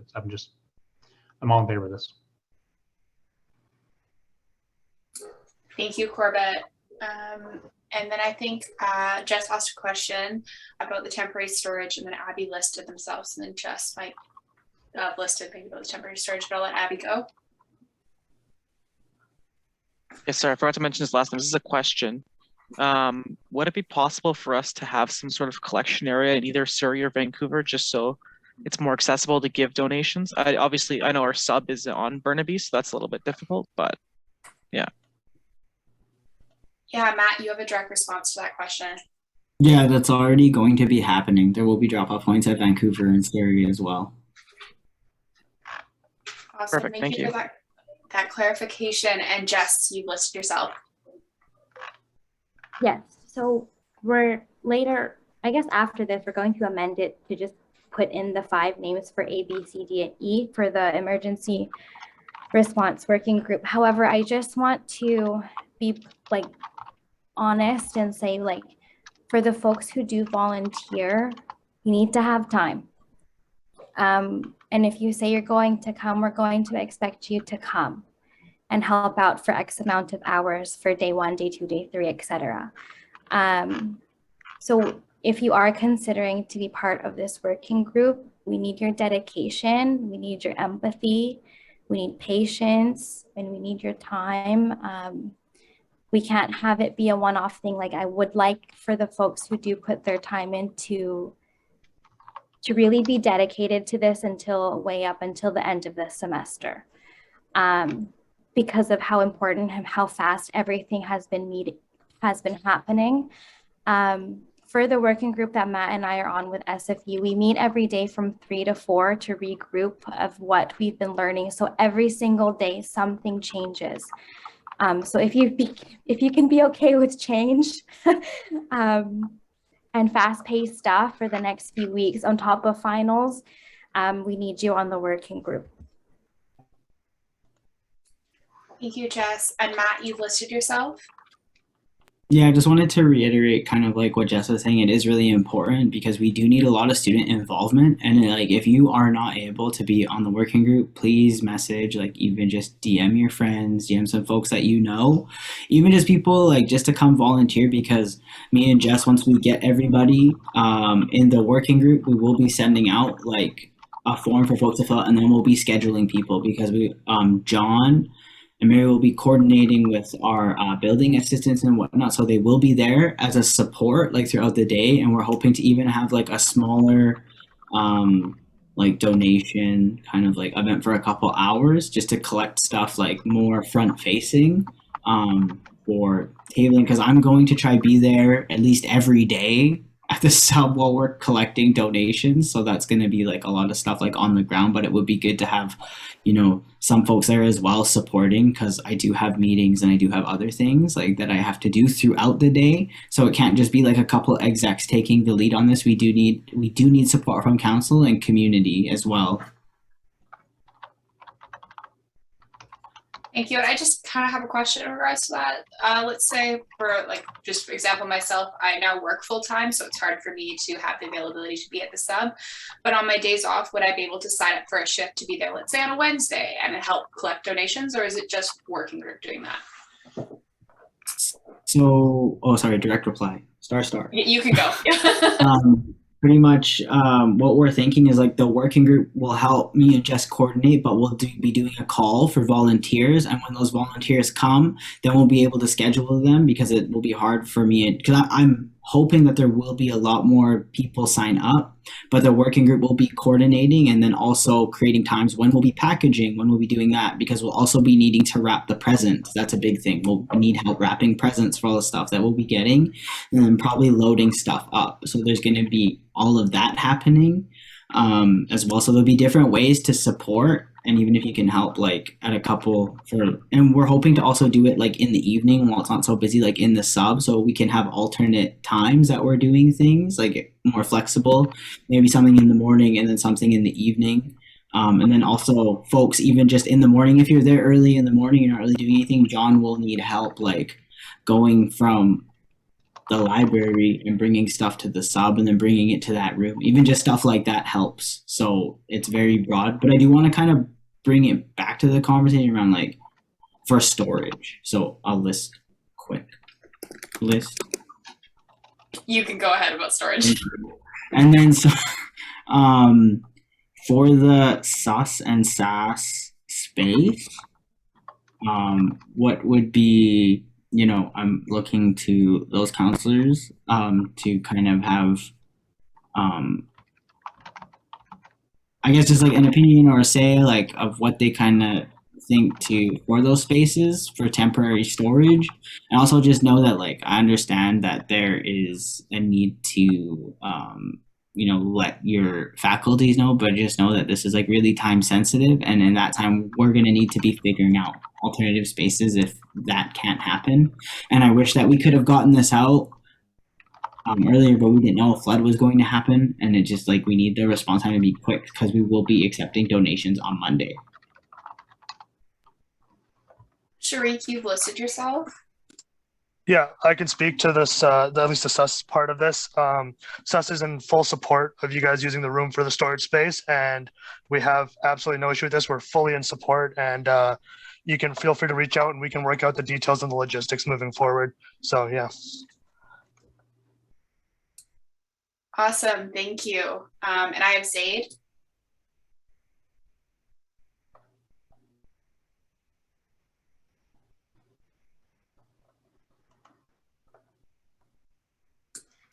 Zaid, I don't know if we're having trouble hearing you. I don't know if anyone else can hear Zaid.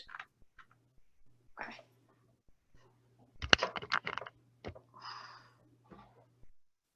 Apologies, Zaid, we can't hear you. I don't know if you want to type in the chat or we can try to come back to you.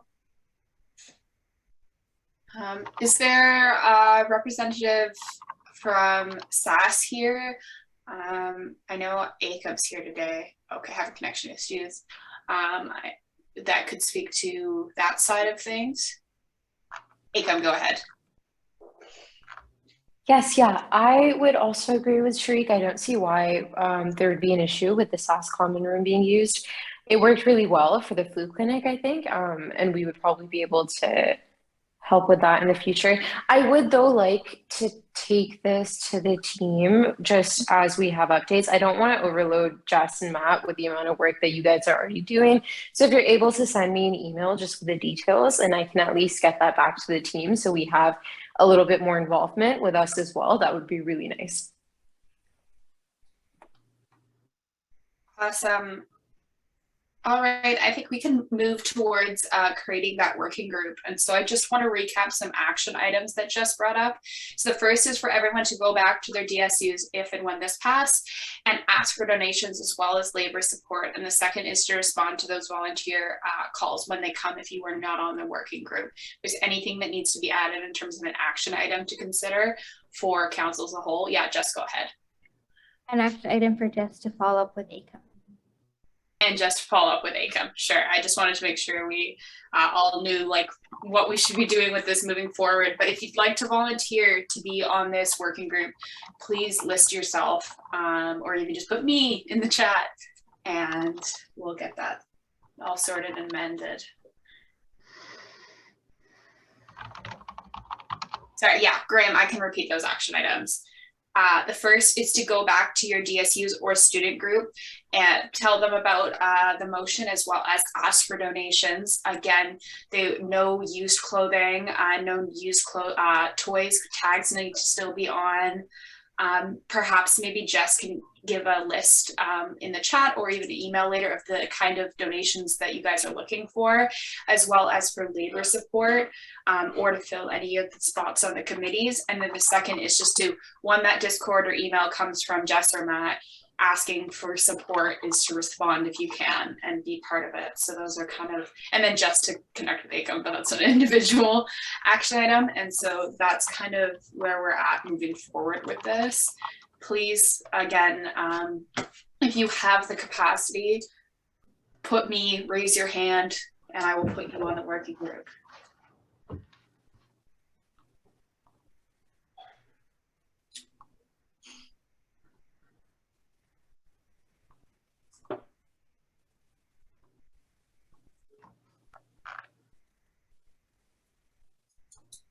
Anyone?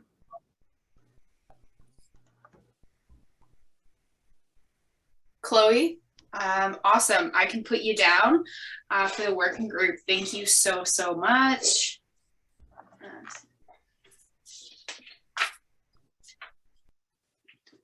Anyone else who would like to join that working group?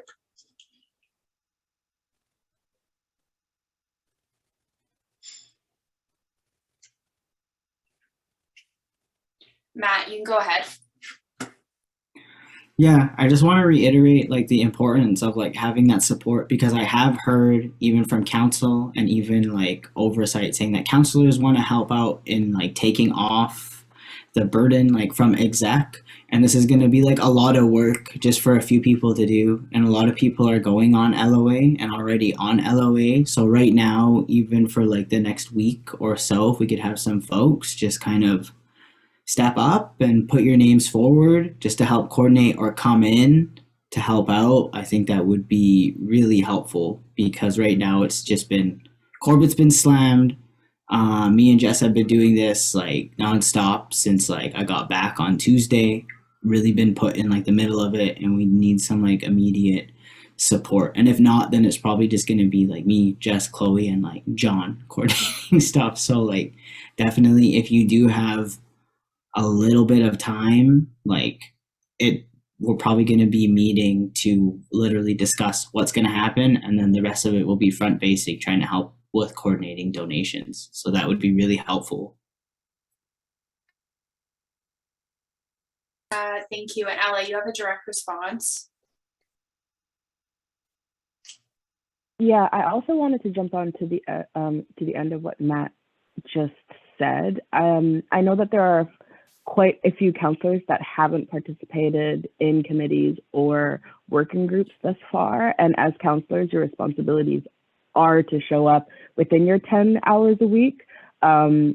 But additionally, like executives are putting in around 60 hours, if not more, a week so far. So the support is definitely needed and it's encouraged. And specifically for folks that have not been able to participate in any work that council has done so far this year, I really, really, really, really encourage for you all to join and to alleviate some of the stress on the people who continually do the work. Thanks, Ella. Sharik said they would like to help out, so thank you so much. Jess and Matt, if people wanted to reach out to their DSUs to ask if anybody wants to be on the working group, what is the best way to contact you guys? I'm just assuming email could be difficult right now with your inboxes. Jess, go ahead. I read the header, so if it says something about BC flood, then I'll do it because it's like urgent. But how do you bring this information? So we talked about a lot of things. How do you bring this information back to your union? So step one, copy and paste the motion to an email or give it via verbal through your meeting with your union. Okay. Step two, make that motion if you can have the capacity to donate. For example, I just pass a motion to donate physical items. Communication right now, probably like through email, but just in the header, say BC Flood Support Volunteer. Anything like that, at least for me, I'm bad with messages. Awesome, thank you. And I will put myself forward for the working group as well, just with the caveat that I will try my best with my work hours and try to join as much as I can with coordination and digital and all of that stuff. Yeah, nice. Perfect. Alrighty, is there anyone, well, I'll do a last call. We still have slots open. Abby, go ahead. I guess with the same caveat as you, I can do it. Okay. And then Graham said they can as well. And Jess, go ahead. Sorry, I know I've listed overtime, but if you are like, it's quote unquote on the night shift, our building assistants and our building managers do know what is happening. So you'll be directly working with them as well. If you have any questions or support anything, if Matt and I aren't at the sub during the night.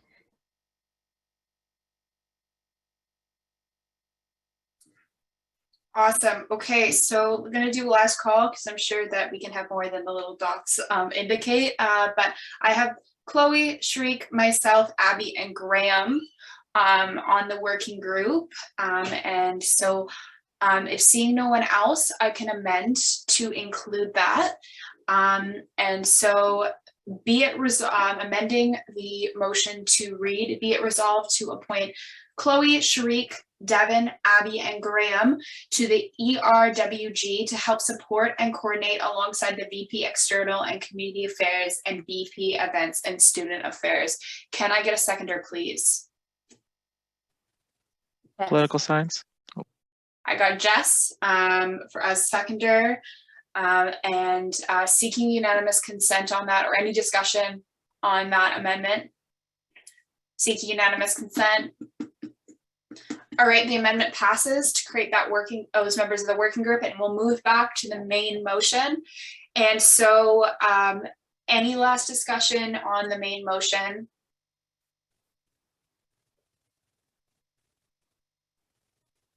Okay, seeing nothing, we can move to a vote, and I am going to seek unanimous consent on this. So please raise your hand or unmute yourself if you'd like to vote against or abstain. All right, seeing nothing, this motion passes. And tasks, VP Finance with looking at it a line item, and this working group with the be it resolved clauses.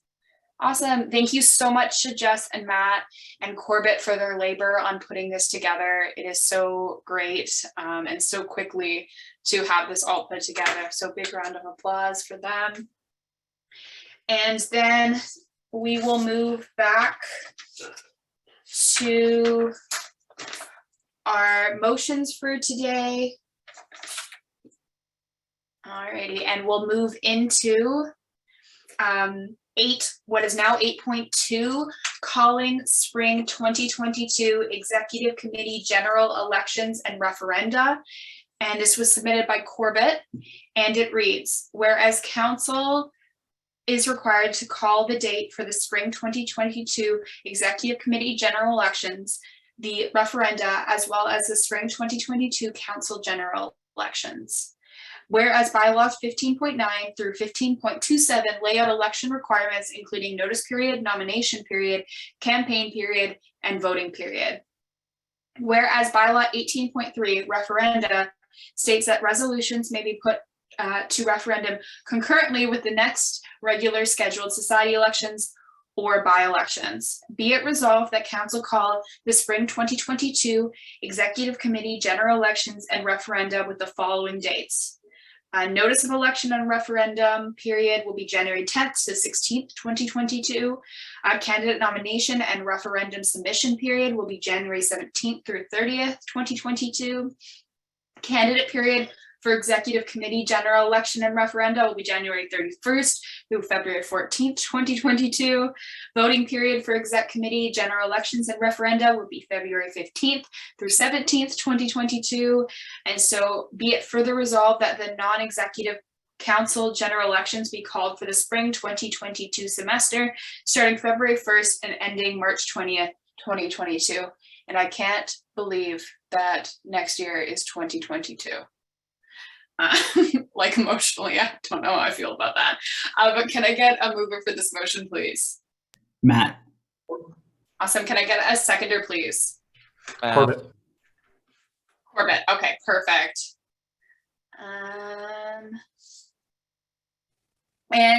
Sorry, Corbett, would you like to speak to this motion?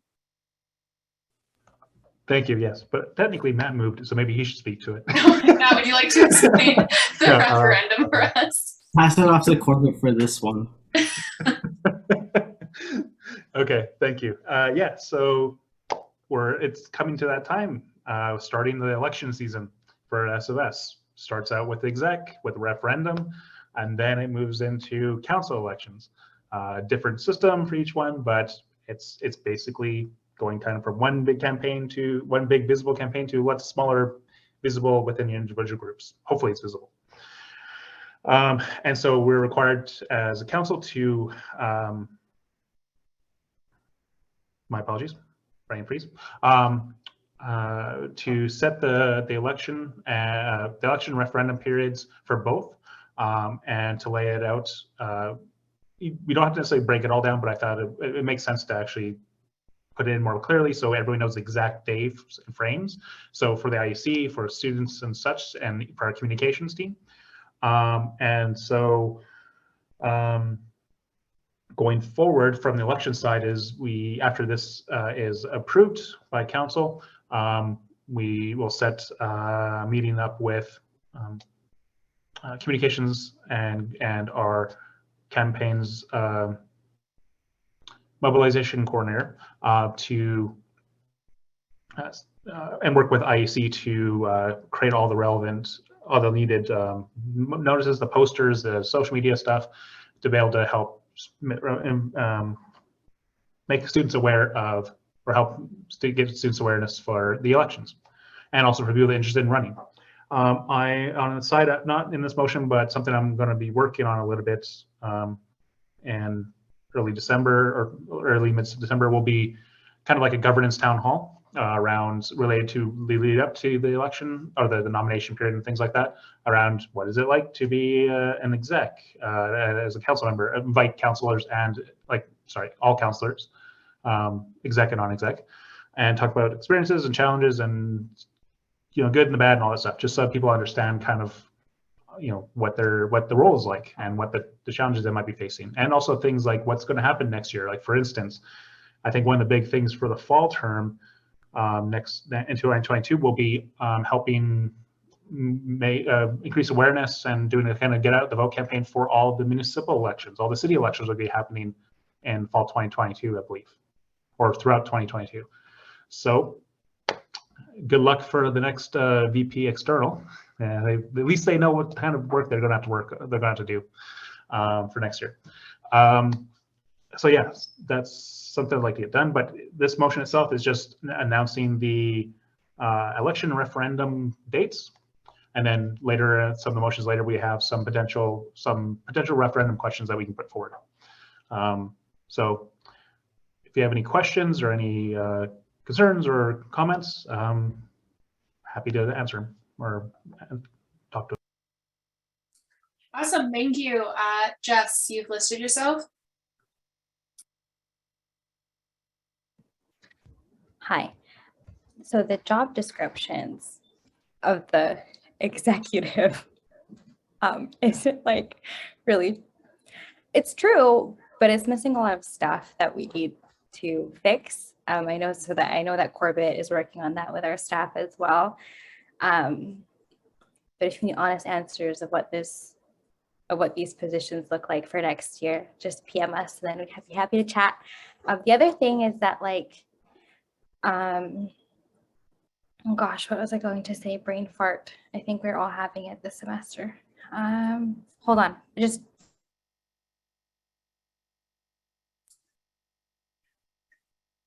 Okay, sorry, I wasn't sure if you cut off there at the end there. Okay, we're good.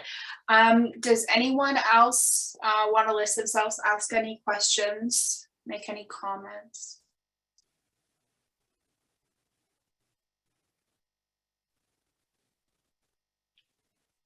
All right. Oh, just wants to finish their thought. Go ahead. Yeah, so this was the first time that, like, we've had 7 execs. We usually, well, not the first time, like, it hasn't happened for many, many, many years. And so the restructuring is different. The way that we manage our staff is different. So a lot of the role has changed. So that job description and, like, what really we do, a lot of it is missing. So that's what I said earlier, but, like, so we need to change that as well, and that's going to happen, especially for the day-to-day task, especially staff, because we are employers with our staff. So it's those things also need to be added. Other things is just, like, even, for example, my portfolio, like, what is the student affairs part of what I do? So that needs to be added to mine, especially as well, and, like, how we frame that language so that we make sure that we do this work in a way that does support community and in a good way. That's something I would want to work on with our staff as well. Corbett, I don't know if you want to say anything to that. Yeah, I agree that there's one thing that's kind of missing. Like, we did. Sorry, I'm kind of jumping ahead. Last year, last year's annual general meeting, where we passed all the membership passed the bylaws to restructure the SFSS board and the composition, the roles and such. We did add more and fleshed out more of our roles, the exec roles especially. But one thing we kind of missed in hindsight was a general description of what other exec duties that exist. So things like being on hiring committees, being on additional committees, working groups, leading projects and stuff that might not be directly related to your portfolio. There's, like, everyone says, like, every line item, what's the word? There's a clause in every exec role that says, do tasks that are basically delegated to you by council. Fine. But there's also just kind of some operational stuff, and there's different joint committees you're on that are not necessarily like the joint operations working group, and there's, like, a joint one with GSS and all these other kinds of things that are not actually codified yet. So either from a policy perspective or maybe in future bylaw changes, I think I'd like to work on in the spring, like, fleshing that out better and showing the kind of the structure and kind of how a lot of there's a lot of stuff that's done that is just not written down somewhere. So people don't know when they get into the role I tend to get a big surprise. Like it's better than it was before, but there's always room for improvement. Thank you, Corbett. Aisha, you have a direct response. Hi everyone. My opinion doesn't matter here, but I'm just wanting to pop in just to add a little bit. I think this is a really great project, and I know on behalf of staff that folks have been really craving like some reference documents so they understand with the restructuring like which exec falls under, you know, what their portfolio mostly looks like and which staff they're supposed to, or sorry, which exec they're supposed to reach out to on certain issues. And I was just wondering, or actually, I guess my offer is if anyone from the exec is interested in perhaps me just like adding a little bit of my own 2 cents, and you folks can take that however you want, use it or not. I'd love to add or just take a look at what they look like and see if we can add some like HR things to them that aren't necessarily listed in the glamorous part of the elected role. Awesome. Thanks for that offer. Jess seems very excited about that. Awesome. Moving back to the calling of the election and referenda, does anyone else have any thoughts before we move into a vote? All right, seeing none, seeing as it's pretty uncontroversial, I will seek unanimous consent on this item. Please unmute yourself or raise your hand if you'd like to abstain or vote against. All right, seeing nothing, this motion passes, and good luck to everyone thinking about running in the new next election, as well as good luck to all of our referenda items that Corbett has put all the work into. And so we can move to what is now 8.3, Oversight Committee on Executive Officers. This was also submitted by Corbett, and it reads, whereas SO 17.2 states the composition of the committee, whereas SO 17.2.3 states at least 4 and up to 6 non-executive officers, including the chairperson, whereas this is inconsistent with other committees' composition policies and has caused confusion on the total available seats as the chairperson is listed in SO 17.2.1, be it resolved to amend SO 17.2.3 to read at least 4 and up to 6 non-executive counselors. Can I have a mover for that motion, please? Corbett moves. Thank you, Corbett. Can I have a seconder? Political science. Seconds. Thank you, political science. And Corbett, I know we have discussed this before, but did you want to quickly speak to this motion?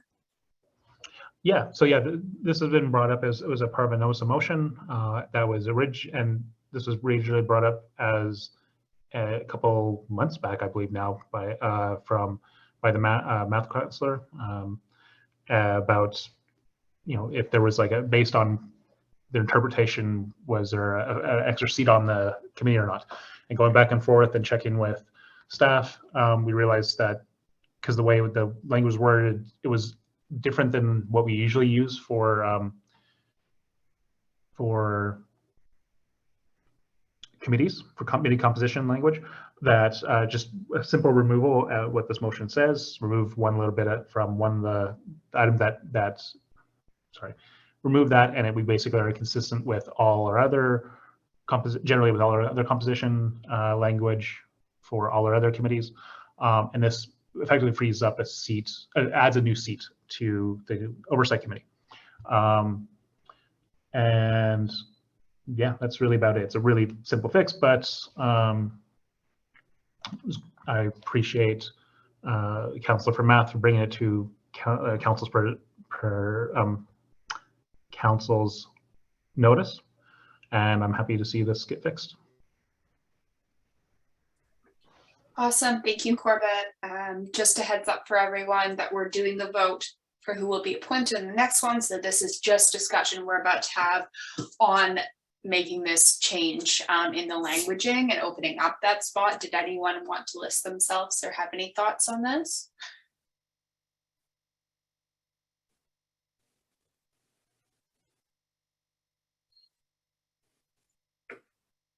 Seeing nothing, I will seek unanimous consent.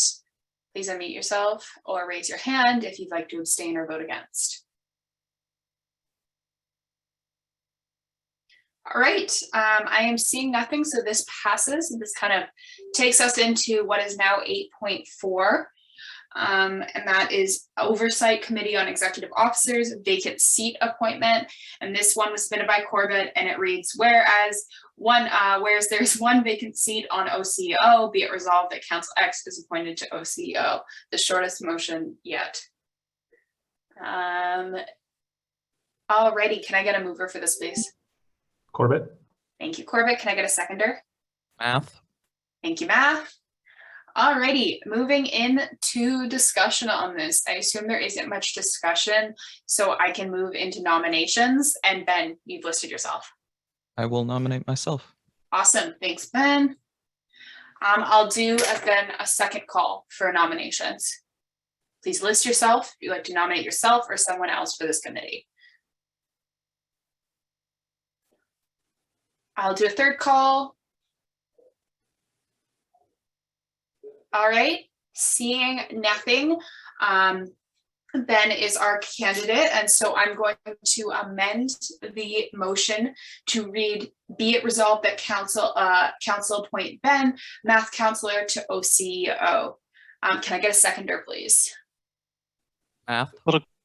Thank you, Math. And so seeking unanimous consent on this amendment to the main motion to replace X with Ben Tischler, math counselor. Seeking unanimous consent. All right, seeing nothing, we'll move back to the main motion, which reads, whereas there's one vacant seat on OCEO, and be it resolved that council appoint Ben to OCEO. Alrighty, seeking unanimous consent on this, please raise your hand or unmute yourself if you'd like to vote against or abstain.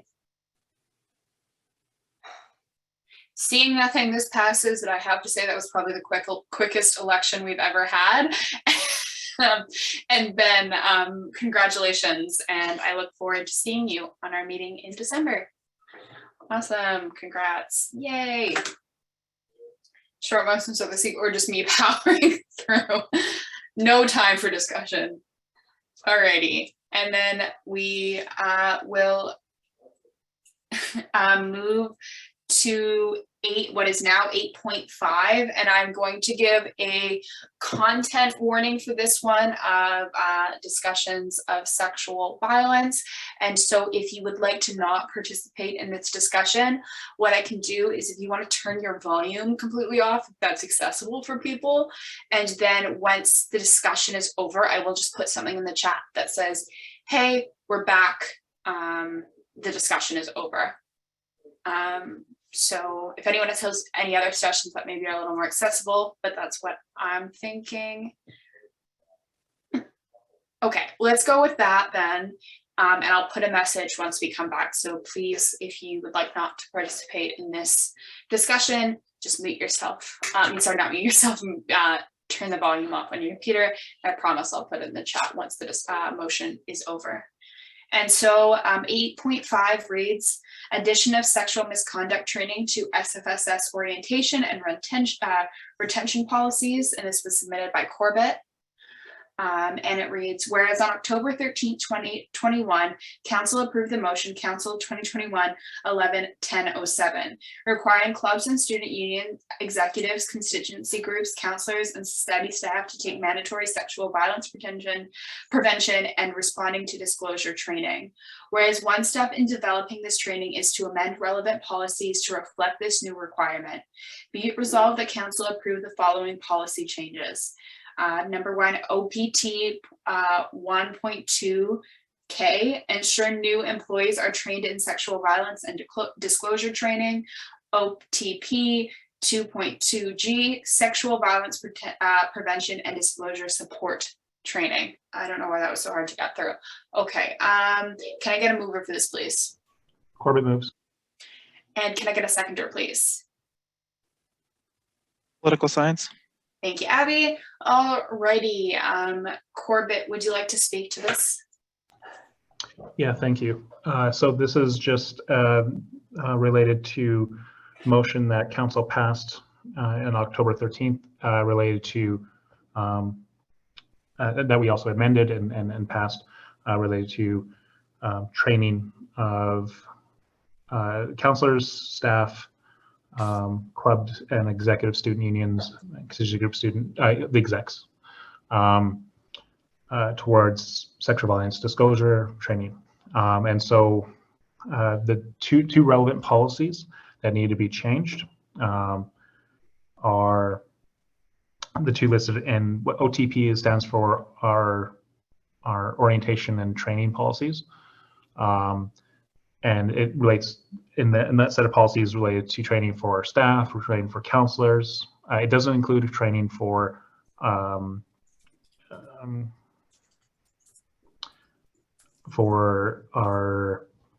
executives for clubs and student unions and contingency groups, but that's because that is handled under our member services and groups policy. And in fact, the training aspect is actually just that we can just tell staff to add those requirements like a module as part of the governance 101 and the clubs 101 and the student union 101 training material. So we didn't need a separate policy change to enact that. And so there was some feedback from staff about concern about maybe feasibility to be able to train all club executives, like club and student executives and stuff, because there's on record there's around over 1,200 at least. However, my comment back was that we could start with, say, the core groups, like the core roles, like president and finance and events, and then from work over time, because the motion itself does not say we have to have everyone trained by X year or anything like that. We can work on that over the next year or two as we built out improve our training system, improve our content and review it and work towards expanding out coverage.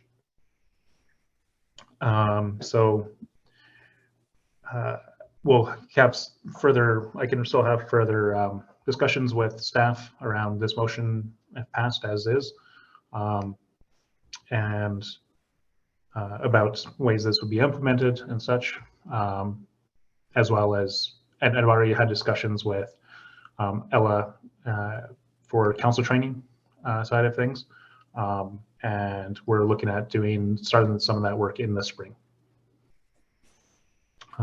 And for staff, that will be working with Ella and Aisha and John, our admin team, around developing those training programs for their relevant, the groups that they oversee, or the staff they oversee.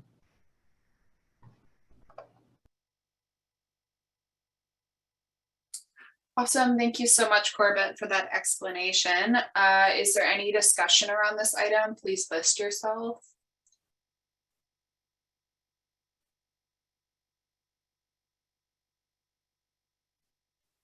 Give it a sec.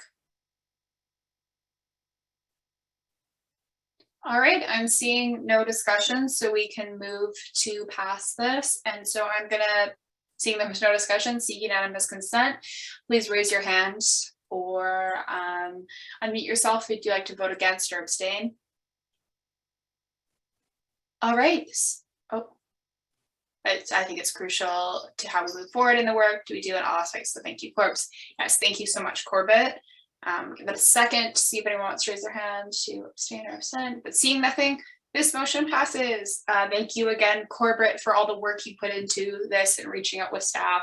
And thank you in advance to Ella and all the other staff that will be part of doing this training for their labor as well. So yay. And so let me just put in the chat, discussion, motion done, just in case anyone did mute their computer. Okay, awesome. And so I have a question. Would people rather have kind of our 10-minute dinner break now before we get into the last few motions, or power through? I can't promise how much of it's going to go through, power through, but try to power through the motions.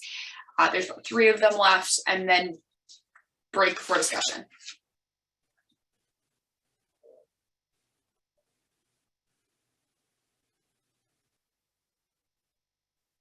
This is, I'd prefer break. I believe in you. Okay. The only thing I had is that I prefer a break before discussion period, so power through these motions. And so let's go. I will just read it 2 times the speed. I'm kidding. So we'll move to 8.6, which is policy changes. Council half hours for final exam periods, and this was also submitted by Corbett. And it reads, and it was a notice of motion as well. Reads, whereas past council policies included a reduction in expected hours without a reduction in stipend for the last month of each term to accommodate final exams and projects for council members, whereas these policies were removed from the policy manual in 2015 along with the expected hours, whereas in 2020 the board of directors brought back policies around expected work hours for executives and board members to be met semi-monthly. Be it resolved that council adopt the following policy changes, and it's R2, duties and responsibilities of non-exec councilors, stipend requirements. And so 5 reads, non-executive councilors are expected to work on average of 10 hours in every 2-week period during their time of office, notwithstanding the R2.5 during the months of April, August, and December. It is understood that these duties and responsibilities of non-executive councilors may be reduced by a maximum of 1/2 of the required hours, 10 hours, and that reduction in activity should not affect stipend allocations. And then R3, duties and responsibilities of executive officers, stipend requirements, and this one reads, executive officers are expected to work on an average of 60 hours in every 2-week period during their term of office. Executive officers shall post and keep office hours in person and electronically on the SFSS website. And then A, notwithstanding the R3.6 that reads, during the months of April, August, and December, it is understood that the duties and responsibilities of executive officers may be reduced by a maximum of 1/2 of the required hours, and that this reduction in activity should not affect stipend allocations. Corbett, would you like to move? Corbett moves. Yes, Can I I have a would. seconder, please? Political science.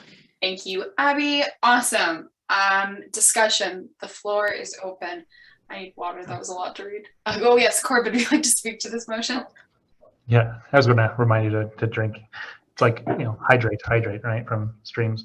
Okay, so this was a policy that existed before, all the way up to 2015, and where August, December, and April were classified as half months, where either the person could take 2 weeks off, or as long as they filled in their other hours, or they could reduce their amount of hours needed to work so that they can focus on finals. We're all students here, and these are really stressful times.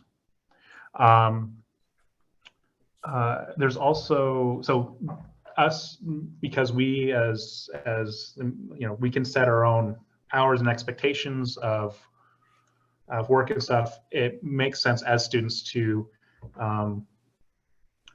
take that into account when putting in expectations of hours of work. So we can do that. And honestly, if SFU had a more set like midterm season, I would be recommending that as well, a similar kind of policy. But we know for like finals are very more or less fixed time period each semester, so it's a little bit easier to target that. So you might ask, why, if we're doing half hours, why aren't we doing half pay? Well, primarily, again, similar reason for financial, why we get a stipend in the first place is to help us with paying life costs, making so that we don't have to work another side job, or not as much of another job, to be able to contribute time to benefit the students, student experience, the student body. And so you don't have that financial stress. And reality too, and then just because this is half hours, that means you can work under half hours. But if you work a little bit more, say we work between, you know, say an exec is 45 hours in a period as opposed to 60 or 30, that's okay. If a non-exec counselor works, say 15 instead of 20, that's okay too. It just allows for more time variety in this term, because again, finals, but also like, you know, just like an example, I tried really hard to make sure that this was the only meeting going forward for council, so that we could have a whole term, a month off to allow you for finals. And so even if we have a meeting on December 1st, okay, great. But going forward, if we don't have another meeting and we also have literally a semester break, like where the campus completely shuts down for a week, having everyone's hours will go down naturally. Like less committees will be meeting, less working groups will be meeting. So naturally, kind of the hours often tend to go down a lot during this time period. And so just having our policy reflect that to allow for that environment and that flexibility, I think is helpful for us, both mental health, financial health, and academic health.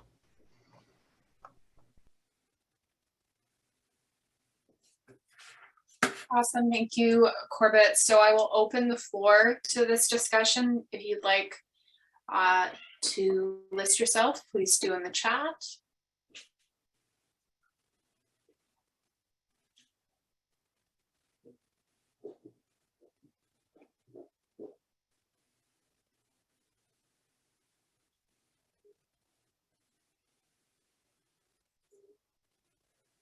All right, I thought this would bring up, oh, Judith, go ahead. I was thinking, I thought this would have more discussion, but you can go ahead, Judith. Hi guys, and I'm really sorry, Corbett, I think you know where this is going, but the biggest issue that SAS found with this motion is the lack of student outreach and a consultation that's taken place. As many of you may know, this sort of policy requires a notice to membership, where membership should be made aware of this, and then have the chance to come to council and discuss it. Now, while this notice has been posted on the SFSS website on November 12th, based on our outreach, students were not aware of this motion whatsoever. We have polled our general membership over Instagram yesterday, and we have sent out a survey to our DSUs who may or may not have filled it out. And the overall results that we got was very confusing, and there hasn't been a consensus on the matter. In fact, over 70% of our membership was completely unaware of this policy change. This is very concerning, as the purpose of the new board system, to my understanding, was to bring more voices being heard at council and having a better representation. We highly encourage council to include more consultation with the general membership of the SFSS in future. This kind of miscommunication and lack of transparency could be very harmful for student engagement and morale that has been already at a very low stage since 2020. As this appears to be a trend in terms of student engagement with council compared to 2019 and today, quite frankly, I am more than happy to drop links in the chat later. We highly encourage council to do better with student outreach and the inclusion of student voices in policy change, especially when it actually kind of impacts students' fees. Even though there's not much of a fee increase going on, it's still a reshuffle of the budget, to my best of my understanding.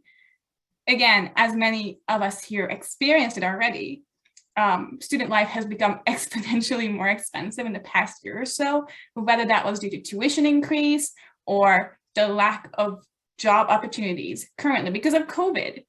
This kind of policy amendment, combined with the poor communication to students and the lack of outreach, it casts a very, very problematic light on the society altogether. This council, to the best of my understanding, is meant to be the most powerful as we ever had, and more student-oriented than we ever experienced. Maybe it is time to put accountability and student outreach at the forefront of governing in the future. So that's all. Thank you. Thank you, Judith. I just had a direct response, kind of a clarifying question to Corbett based on Judith's points there. I just want to confirm that this change doesn't actually make any changes to the budget itself. I just want to because we're still paying the same stipend that we originally planned to pay the full stipend, but I might be wrong. If you could clarify. Yes, you're correct. The stipend numbers are staying the same. And so it would be, it's more rather, do we, the policy effectively says, are we okay with our council members, executives and non-executives doing up to like, expectation of half hours during finals, the months that have finals, to allow for, finals to give time for council members to be able to dedicate time to their finals as opposed to just SFS stuff, SFS work. So financially, it stays the same. It's just a matter of amount of hours are expected to be contributed during that period. Okay, thank you for clarifying, and sorry, Judith, if I misunderstood what you were saying. Chloe, I have you next. Yeah, sorry, I don't know. Hopefully you guys can hear me. I am in the sub, so it's a little loud, but yeah, I was just gonna say that like in terms of my student union, we don't have meetings during finals. The execs don't do extra work during finals, and I think it's like understood that finals are a busy time, and yeah, we're just not much of new work is being added during that time. So yeah, I can say that like the EVS-CSC is in favor of this motion. And then I also just wanted to talk a bit about the student outreach. So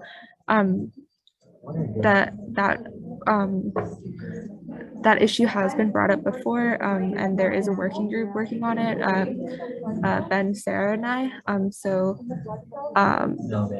Yeah, so those concerns are being worked on as well. But I do think that this motion should be passed today. Thanks. Thank you, Chloe. Ben, I have you next on the list.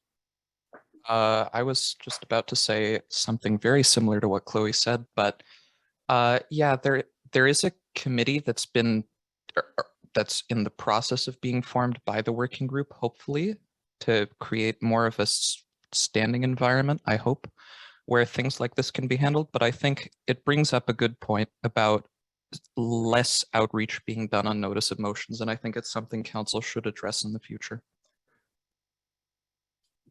All right, thank you, Ben. And next I have myself. I guess I just wanted to say that I am in favor of this motion. We actually were talking about this in the summer with Oversight, with some execs actually thinking this was still in the bylaws or in the R3 as it had been in many, many years previous. So this is, I just want to also reiterate, this isn't something new. This is something that has been in the works and in place for years before. And just, we did this restructuring last year and it just got missed being added in. I really do understand the concerns with notice of motions and wanting to come up with a better way to make sure everyone is aware. But I also think that sometimes, like, we are posting it on our website, it is going up. I'm not sure if this one was on social media, but a lot of them on social media. And it's an overarching issue within the SFSS to try to get outreach that kind of goes both ways, because SFU sometimes can be really hard to do outreach on because of the type of campus we are, which SFS needs to work to correct. I just don't necessarily think that is an issue for this particular motion, as I do believe that the student body does have the ability to come to meetings like you did, Judith, today, and talk to us, and does have the ability to reach out over social media. So that's just my 2 cents. Abby, I have you on the list, but Matt's next. I can just see your hand. And Matt, you can go ahead. Thank you. I just want to say thanks, Judith, for coming to the meeting today, and also waiting to speak on the specific motion. I think it's just important to also know that, it's definitely different, especially it's more helpful with the amount of counselors that we have now, because I do know that our counselors do the best to their ability to update their membership as is. And we've heard this multiple times in many different instances, even with things that come up with exec, if stuff gets passed and we're not giving enough notice or things like that. We hear about that and we hear that feedback, and we do that best. We do our best to really communicate that. And with the notice of motion, it's the due diligence of the counselors for their departments and unions to go back, whether that's through email, whether that's through talking to their, membership, whether that's bringing it up at meetings to say, hey, this is what's happening, this is what's going on. And that actually, that's that communicative piece. And sometimes we don't see that happening, behind the scenes, but we do know that counselors are communicating because they're bringing back their concerns about a lot of things. And we've seen that when stuff happens, or even when exec does something, we hear from council. I can assure you that we hear from them through emails and even at meetings when the stuff is brought up. So just to reiterate that there is consultation happening that we do not see, because even for some of these motions that come up, it has been on request, you heard from Oversight, and Corbett's putting in the work to try get it done, because I do think this is really beneficial, even just for students who are in different departments. They have different work capacities, different exams. Some periods are longer, and some people haven't had the opportunity to take an LOA yet.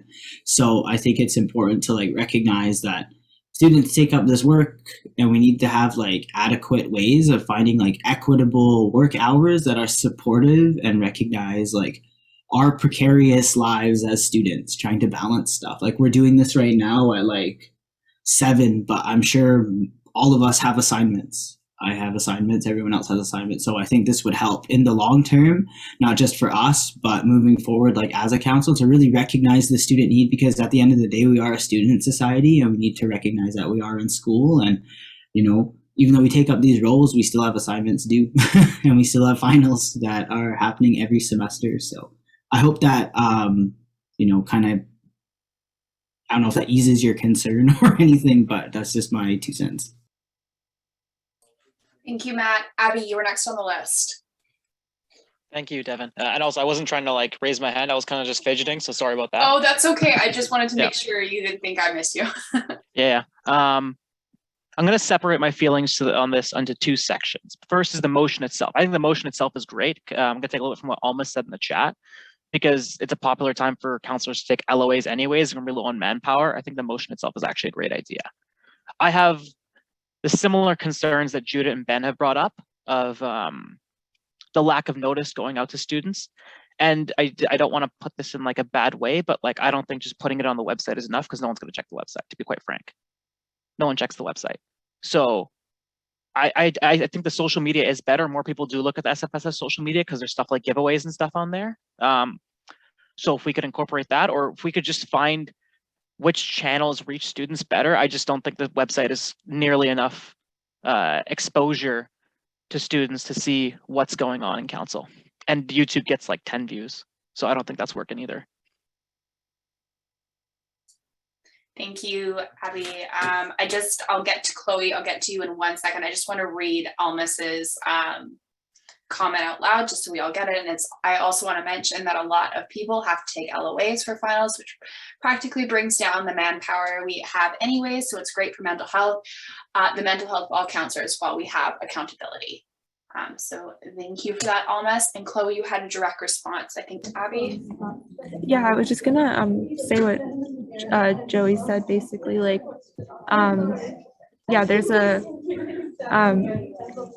outreach working group going on, and Ben and I literally met on Monday and discussed the exact thing you were talking about. So Abby, so yeah, there's always room on the working group, and these issues are being worked on by a committee, or sorry, a working group.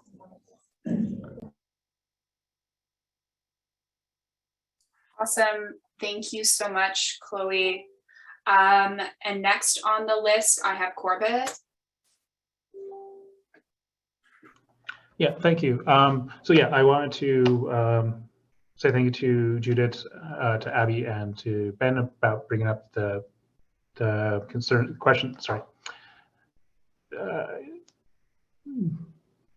expressing the issues with the engagement system. So our policy is, yeah, it's basically only requires 2 points for notice of motions, or 3 points. 1 is it's on the agenda, it's announced at a meeting. 2, that is uploaded to the website, and 3, that it's emailed out to counselors and they would get it out as part of the notice of motion and the actual agenda later. But I fully get that that's that basically supports most of the counselor side of things, but not necessarily the average student. And so yes, we can definitely improve that motion, like use that policy to spread it out to additional communication channels or other methods or other methods. So yeah, I'm happy to work with the working group and with anyone else who has suggestions, any students, any student unions, any groups or clubs, or anyone that has ideas. I'm fully in favor of working to improve this because I do want more engagement and be able to have more people get feedback and engage on all these things. So. Thank you, Corbett. Akam?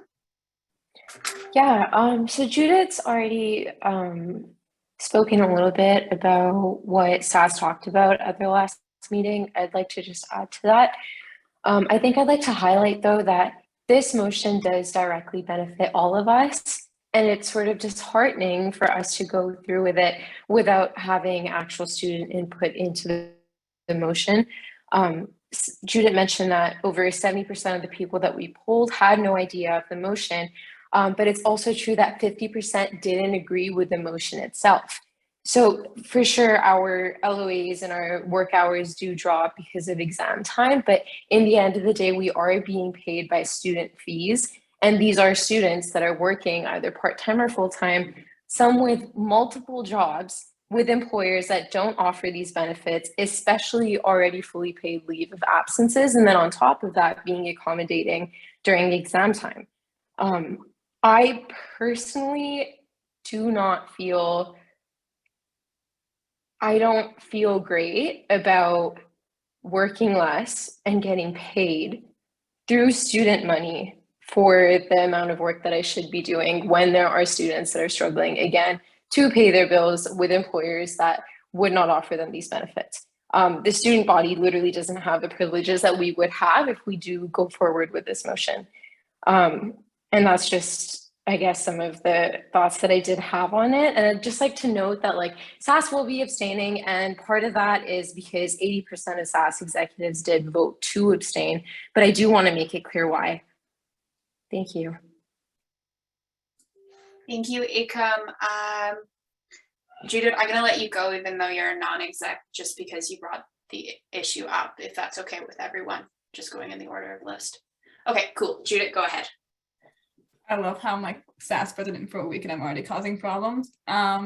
So just to add to what Akam said, yes, majority of the SAS execs has abstained on this motion. But then again, this does come back to the fact that overall, we did not know where our membership stood on this because majority of membership did not know this was happening. And I would really love to see what the outreach committee has on this, because I don't think, and I think Matt brought this up, I don't think it should fall on the executive committee to upkeep this constantly about getting policy updates out there. We have over 30 counselors here who are more than equipped to help with this. So maybe a bit of allocation of their time to go towards more outreach would be very useful in the future in order to avoid these situations. And maybe you will see less of me as well that way. Thank you. Thank you, Judith. Ben, you had a direct response. Yeah, I don't know if I misspoke when I said this earlier, but I meant to say soon to be formed outreach committee. Me and Corbett met today about working on the TOR for it. Okay, awesome. Thank you for that context, and that's really exciting to see started up. So thank you for your time, Ben and Corbett, on that. Sharik, I had you next. Yeah, hey, thank you. So I just want to say, in principle, I am in favor of this, or at least some variation of this proposal. I think it's a good idea, and I think we should at least account for the work that our student leaders put in, because again, it can be rather difficult in these times as there are many things going on. But I would like to highlight the point of the notice of motion. One thing that I've noticed in my time is that the SFSS, I don't even know if we collect like members lists and stuff and can send out members lists to the emails and stuff to them. Like I know our departments and such do, but I don't know if we even have access to that. And I think the fact that we don't have access to our membership to ask them about certain things and have adequate time to do that is slightly unfair. Just from the perspective, again, it is the students' money and they should be consulted on this decision, and it really shouldn't be necessarily like the people who vote on their pay raise are necessarily people who benefit from it. And that's not saying that like they shouldn't get a say at all, but again, it is maybe like less than 1% of the entire student body that is getting a say on what's happening with the tuition. So I guess my main point is, can there be better routes to contact the membership, like each of our unions getting things like mail lists and stuff that we can use to send stuff like this out to, or better channels to communicate this information? Alrighty, Jess says, yes, it's staff work, so we can't do grievance. And then Corbett has a direct response. Yeah, just to response to a question that Shariq raised about mail lists. We do get a mail list from SFE for the entire body, student body, but it's not fully broken down by department yet, or program or something. That's something I'm working on behind the scenes, or I'll task some admin and staff to work on that behind the scenes. So that because the goal is to be able to have it breaking down so we can actually have more easier directed, be able to send stuff to specific groups, or be able to allow for more direct communication with programs, majors, and faculties. So yeah, we could do things like sending, I know there's the student union mail list newsletter that gets out, I think, every week or every 2 weeks. We could include stuff on that. We can even do a general SFSS newsletter on these kinds of things. Sorry, around policy changes. There's definitely areas that we can do for improvement. Like, and we can draft a policy change to work on improving that communication area. That's I'm in favor. Yeah, that's it. Okay, thank you, Corbett. Ben, I had you next on the list. Yeah, so I wanted to clarify something first.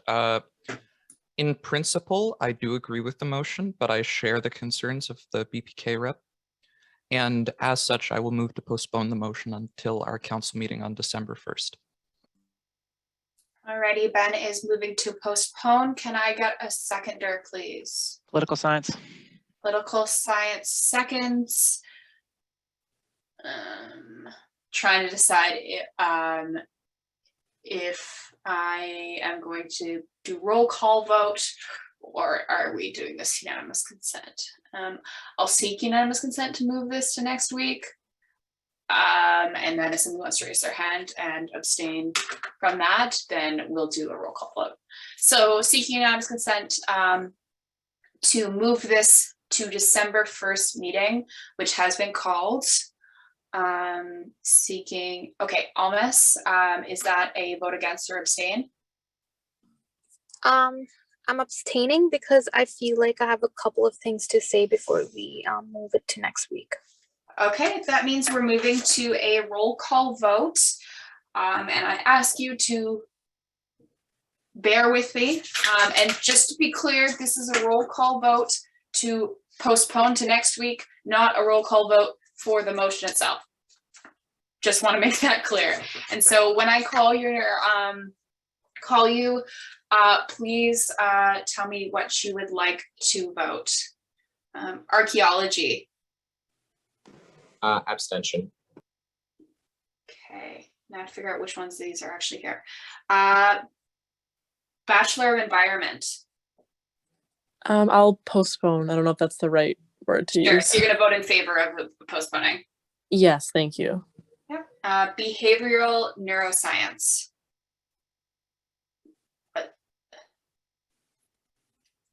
ART.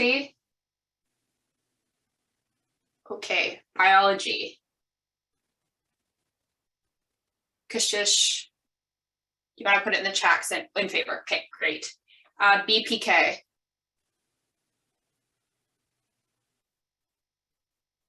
Oh, I'm going crazy. So sorry. Did I call biology? I'm so sorry. These two lists, I am losing it. Biology. Not here. Chemistry. Gwen's not here unless Gwen has joined. Oh, they are here. Okay, awesome. Cognitive science. Okay, communications.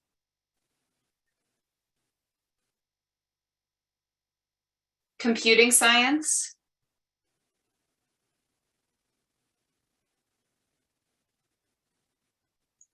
All right, criminology. Criminology. Okay. Data science. Data science. Economics. Sorry. Yeah. Update. Sorry, I couldn't quite hear you there. Was that in favor or against? Yes. Sorry. In favor. He said in favor. Sorry. In favor. My bad. Brain fart. I mean, I can mark you down for both, but I don't think that's allowed. Economics.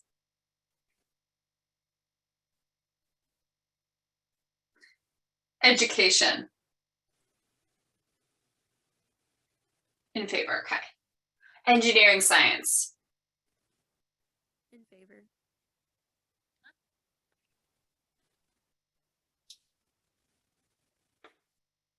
Sarah, I couldn't quite hear you there. Oh, I heard, maybe I'm the one that can't hear people. Okay, we'll find out. Okay, English. In favor. Okay, thank you. I heard that one, so that makes me feel a little bit better about my computer. Environmental science. In favor. Thank you. Film. French. In favor. Myself, I'll vote in favor. Geography. In favor. Warren, I did get you, thank you. Health science. In favor. History. In favor. Indigenous studies. IAT. In favor. International studies.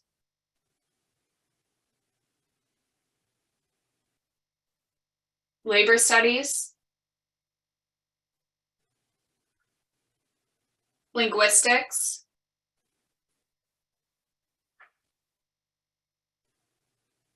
Mathematics.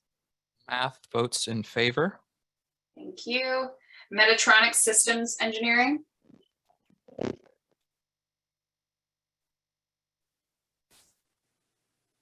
Okay. MBB. Oh, yeah, MBB. Okay. Operations research. In favor. Okay, thank you. Philosophy. In favor. Physics. In favor. Political science. In favor. Thank you. Psychology.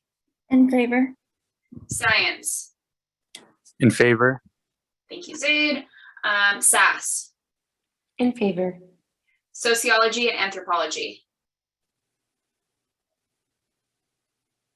Software systems. Oh, perfect. Sociology in favor. Software systems. In favor. Statistics. Jeez, I can never say that word. In favor. Awesome. Thank you. Sustainable engineering, energy engineering. Okay. Theater. In favor. World lit.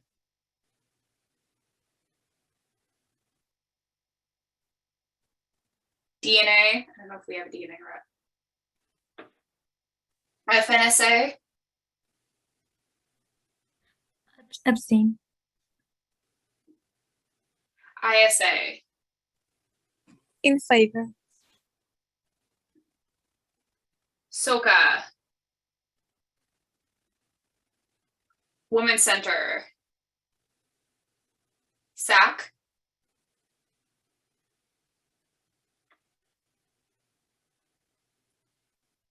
Internal and development. Corbett. Sorry. Against. Against, okay.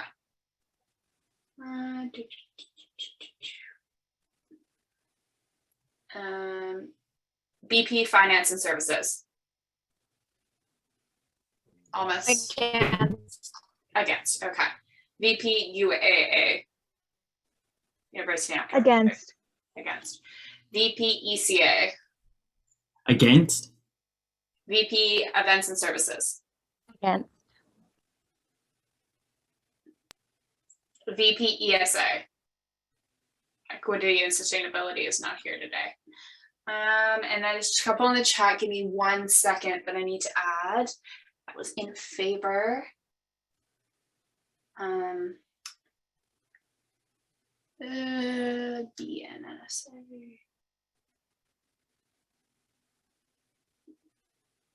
Okay, I think I got everyone. And so it carries with 29 yeses, 5 noes, and 2 abstentions to move to 2 weeks from now's meeting, next week's meeting, whatever December 1st is, I believe it's next week meeting. And then, and then action items 1 week. Yeah. Action items for the next week is to for all of us to do student outreach for this motion. I am making that an action item as chair today to your DSUs, posting it on your social media along with an explanation of why, for example, of why we are doing this. Corbett's open to talk with student groups, give some context, maybe do some FAQs. If anybody has anything that they would like to add to a list of action items for this, please list yourself.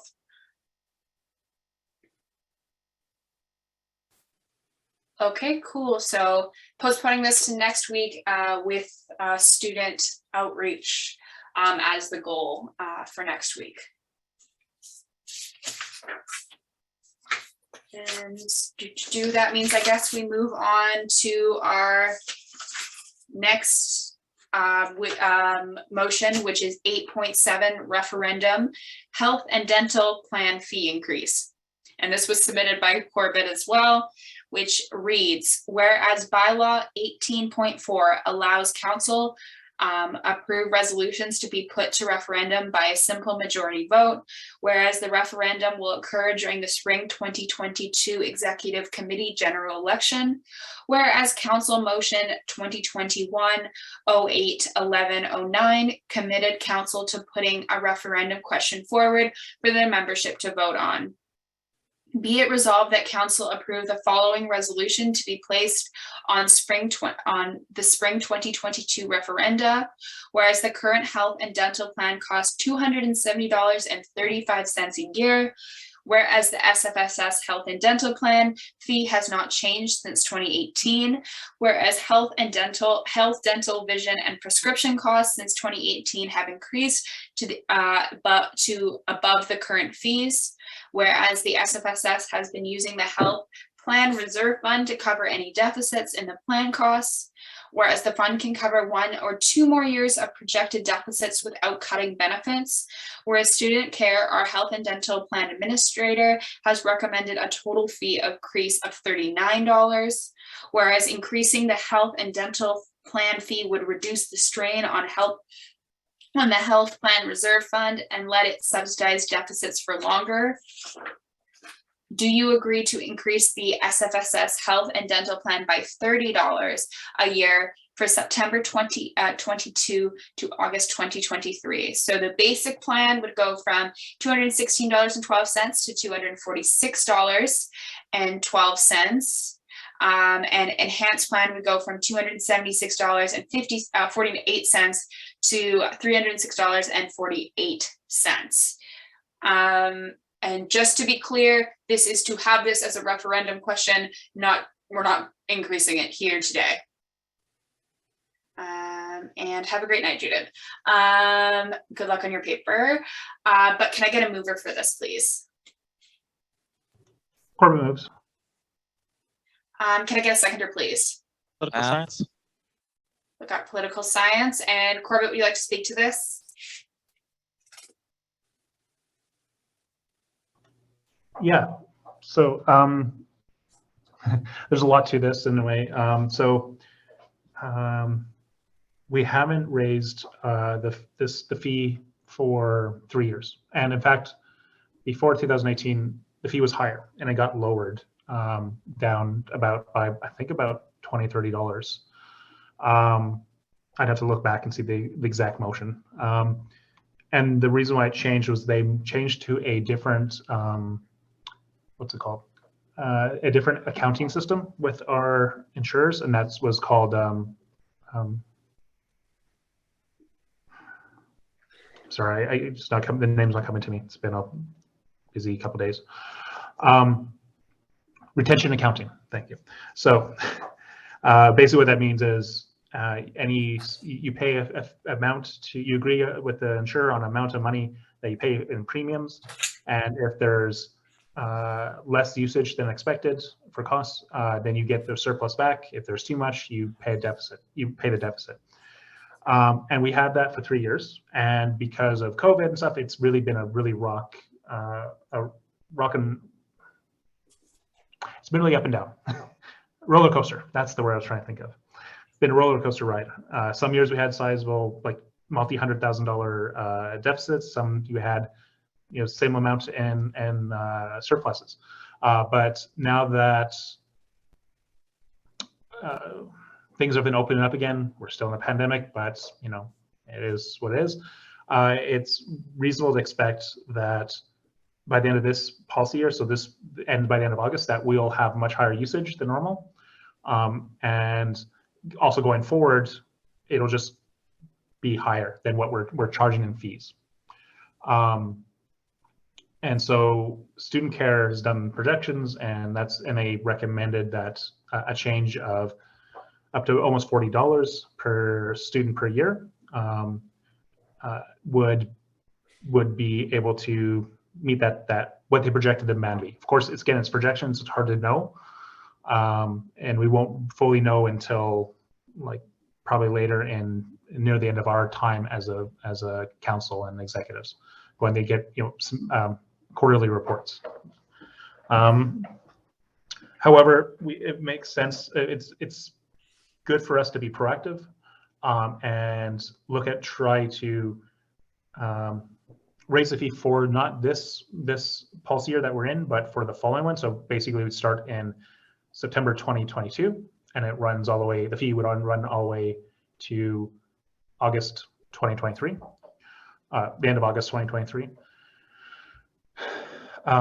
as a way to make sure that if there is a sizable increase this year in use, and it continues forward, that we're not going to have that we're going to be financially able to handle that, because on top of our premiums, we also have that we pay out to Student Care, and who then pays out to Pacific Blue Cross, our health and dental and vision and pharmaceutical insurer.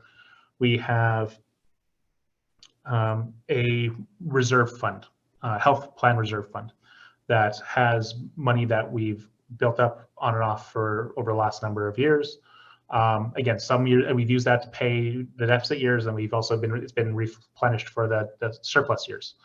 And so we have enough in there to pay for any sizable deficit for this policy year and potentially next year. But I'd rather us be a little bit proactive and ask for a smaller fee increase than needed, and still use the fee increase plus our reserve to spread it out a little bit longer, so that we're still working hard to making sure that our fees don't keep going up and up and up for student affordability. The other thing is, and down the line, is that Student Care is going to a request for quotes, request for proposals with insurers in the spring term. We don't know what the final fee request will be, or fee amounts will be, but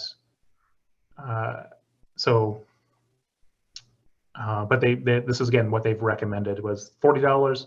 I think we can handle $30 with using our reserve fund as a buffer, and then if we when we get a new quote from student care, we can then adjust we can then look at if we need to make any changes going up or down for the fee for the following policy year. I hope that was not too rambly and it made some sense. So I'm here to answer any questions I can. Alrighty, thank you, Corbett, for that. Oh, go ahead, yeah.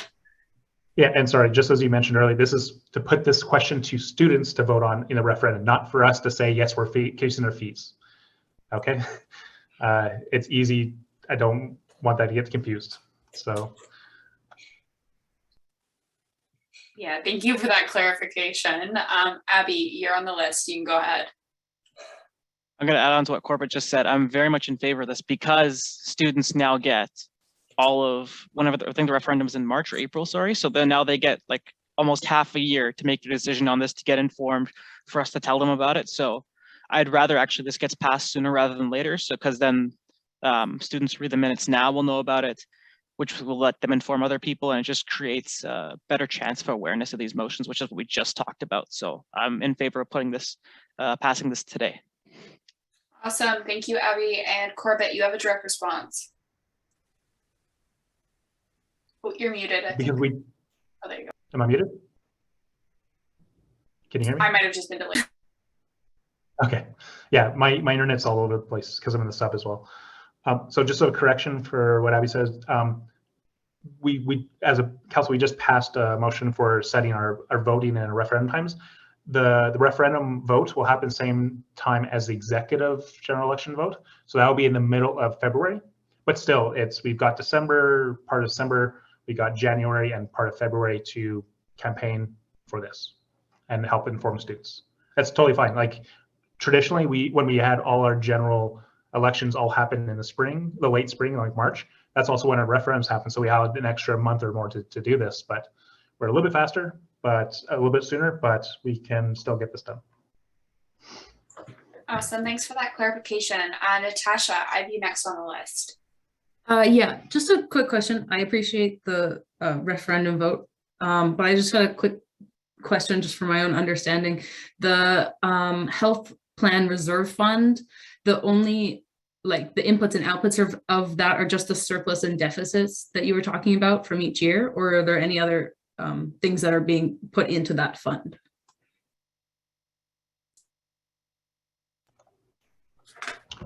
Corbett, you can go ahead. Yeah, kind of, yes. So, so what? Yeah, one thing I forgot to mention is that we also the council agreed to a change in this at the end of summer to go from that retention accounting system to what's called a fully insured system, where instead of us negotiating and then paying deficits or surpluses, we basically just say, here's a fee we're going to pay, and we agree with the insurance company on. And if there's any surpluses, they get it. If there's any deficits, they eat that themselves. It's just it's more straightforward for us and simpler. It's less transparent because we don't necessarily always know what the numbers are. But regardless of if they like the risk is shifts from us to the insurance company. And so what we've done in the past, when we actually had that model back in before 2018, was that we often charged a little bit higher than what we were paying out in fees to the insurance company. And we'd say like 10% or so would go into a year on average would go into the reserve plan, the reserve fund. And that built up over quite a few years and had quite a bit of surplus, but then we changed into this new model and it was really going up and down, and it was really a lot more volatile. So starting in actually I think it started for this year, we changed the fixed accounting. And so we'll have, if there's any deficit coming in, any additional fee, it's going to be covered by our reserve fund. As for input, sorry, and coming back to your question, is there anything else going into it other than the surplus or deficits or the revenue from students from the student fee? As far as I understand, no, just that, because we only collect money that students agree to pay for as part of the referendums, because we can only change our fees through referendums. We can't do that through council or at an AGM or at a special general meeting. We have to do that based on what's called the University Act. It's a legislation. Again, I apologize if that was kind of all over the place. There was just some extra background I wanted to put in.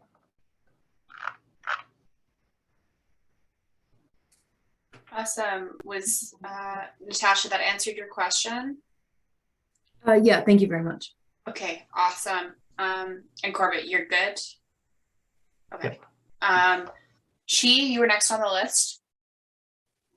Just a quick question for like clarification. I just want to ask if this increase fee like comes with more benefits or like just the same benefits, but just like increase the fees.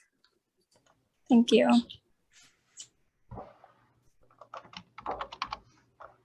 Perfect, go ahead.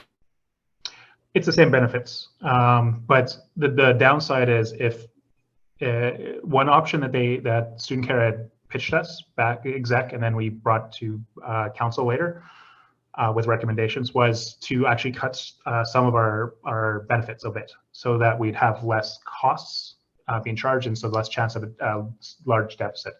One of the ones they recommended was some vision care. I think moving it from like once every 1 year, get new glasses once every year or once every 2 years to something more than less than that. Or no, sorry, maintain it at I think it was like $150 to go in for say new lenses and glasses every 2 years to $100 only, and that would have over time saved $100,000 or $200,000 over the year.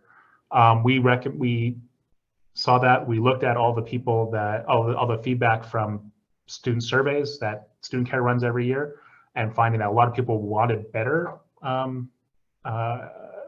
vision care, that we thought it would be bad to cut something that people are saying we need to actually improve upon. And so I think because financially we're in good shape that we can, if say even we put this up to referendum and students say no to it, we still have a bit of time, like at least a year or more before this becomes actually a more serious thing.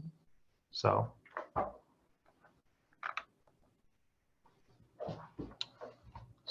So just to go back, it's basically a fee increase with the same, everything else the same, because the cost for healthcare is increased. Like healthcare, dental, vision, SF overall is increased.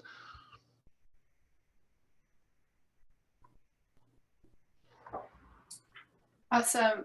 Thank you, Corbett.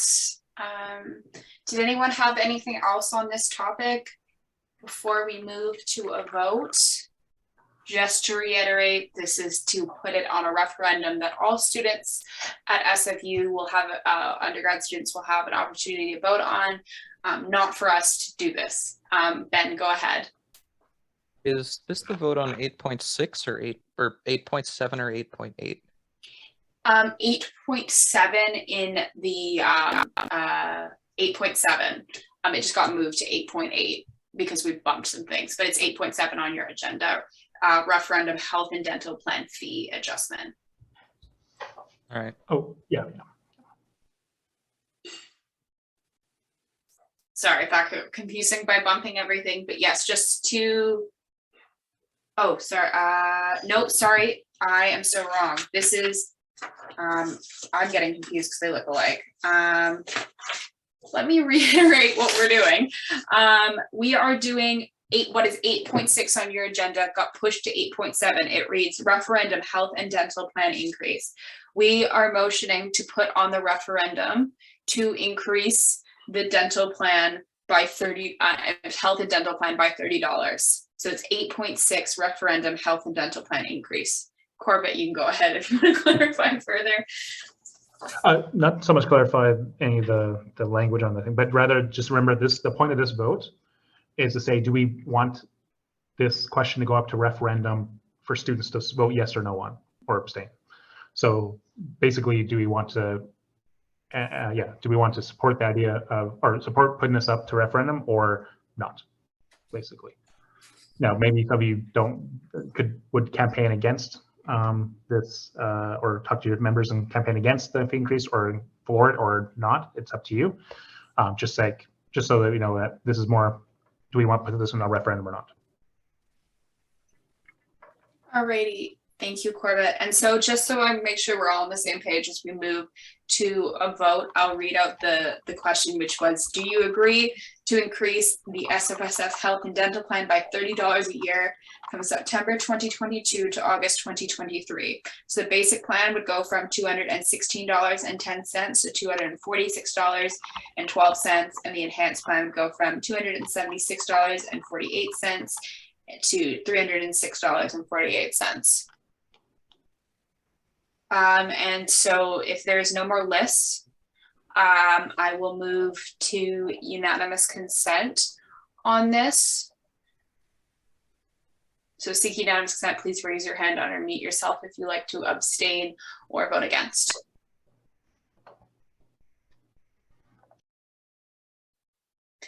Okay, seeing nothing, we move on to our last motion of the evening.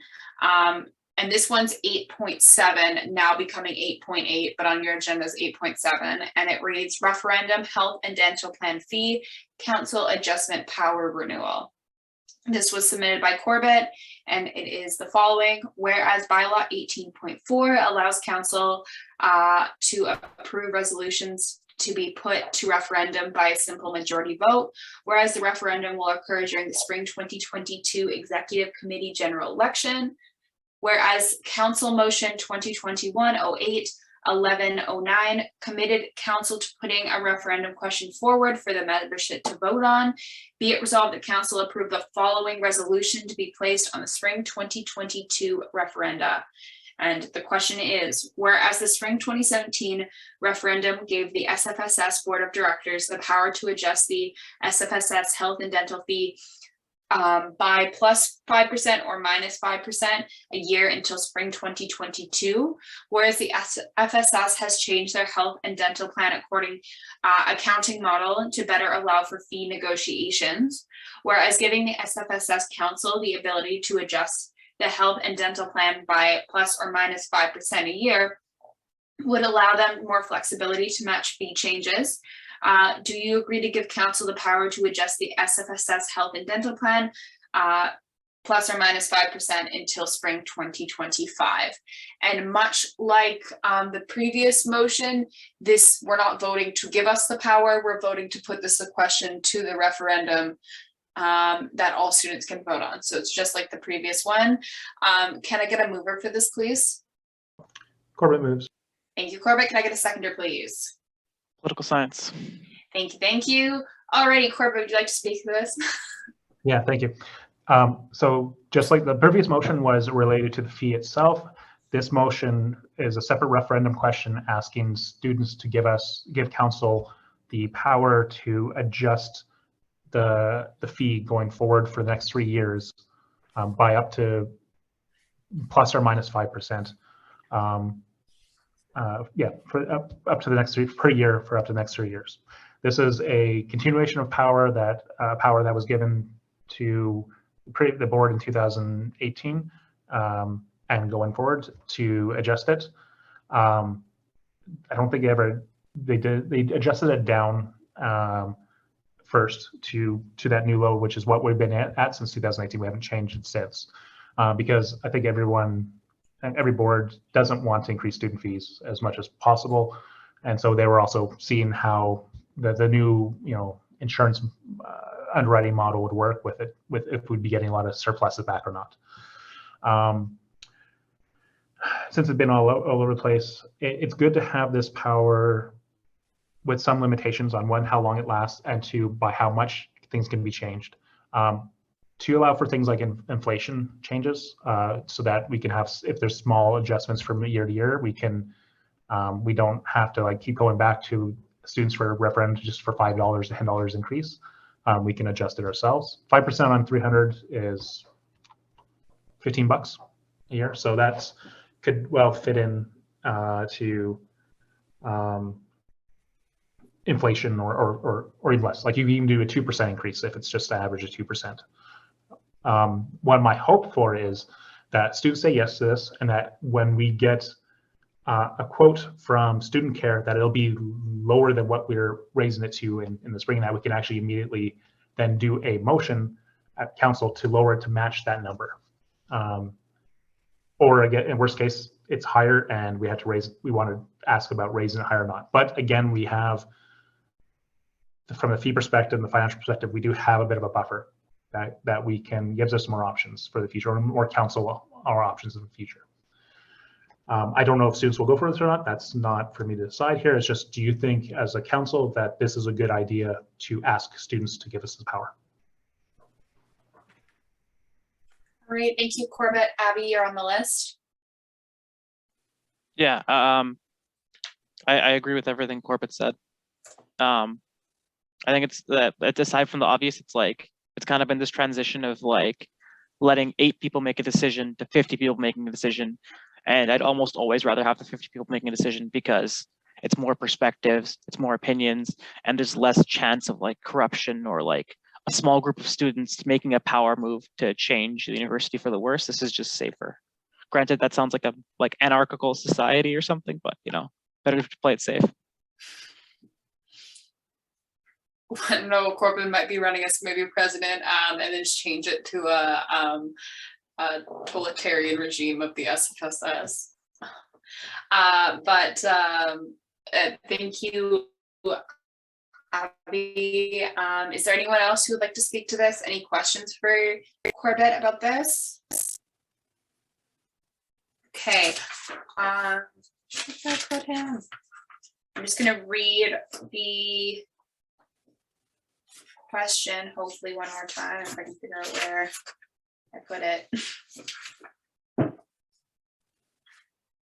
Aha, there it is. Okay, so the question reads, do you agree to give council the power to adjust the SFSS health and dental plan by plus or minus 5% until spring 2025? So I'm seeking unanimous consent. Please raise your hand or abstain. Again, this is just to add it to be a referendum question, a referenda question. It is not that we're actually giving us the power to do this. We cannot do that. Alrighty, seeking unanimous consent, please raise your hand or unmute to abstain or vote against. Seeing nothing, it passes. And we are done our motions. Yay! And that means we get a break until, it's gonna be short because we have some discussion items and I want to get people out of here as early as possible.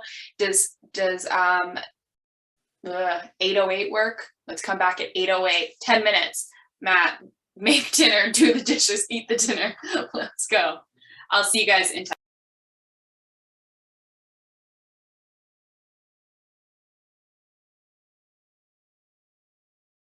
And I'll actually stop recording this time. I will start recording again and we can move into our discussion items.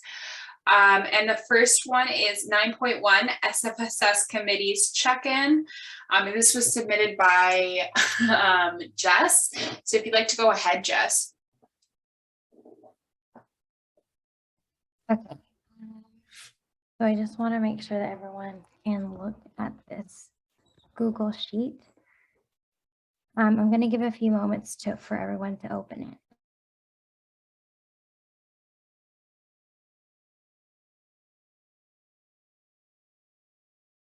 So the sheet is a Council Committee 2021 to 2022 tracker.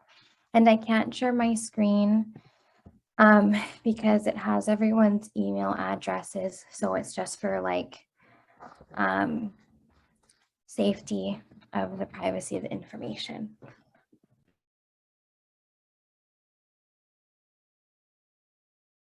So I wanted to address something that has been very difficult. For me, it's been difficult to chair so I'm chair of the Member Services Advisory Committee and Events and Student Affairs Committee. So it's been difficult to actually have formal meetings because I don't meet quorum. So formal meetings is when you do meet quorum. So that means you have 50% of the elected seats plus one. And then those seats are made up of non-executive counselors and at-large members. And then informal meetings is if you can't make your quorum, and informal meetings, you cannot pass motions. So for me and my committees, it's been difficult to meet quorum, therefore I cannot pass any motions. Sometimes those motions are monetary. So for example, for the hot chocolate event that I did, I spent almost $400 to fund it, but I need to get reimbursed for that as well. And so it's just through events. So reimbursement processes has to happen through motions, but for those motions to be passed, formal meetings need to be happen, but for formal meetings to happen, counselors and at-large members have to come to those meetings.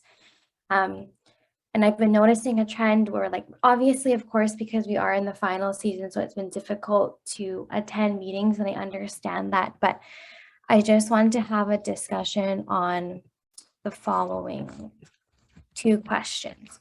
So I'll put them in the chat. Also, so in this Excel sheet, why did I show this to you? So the first sheet has a whole list of who we are and all of our positions. And then on the bottom, there are tabs. So when you go through these tabs, these are each and every single committee. So we see that, for example, the Accessibility Committee, Serena is chair.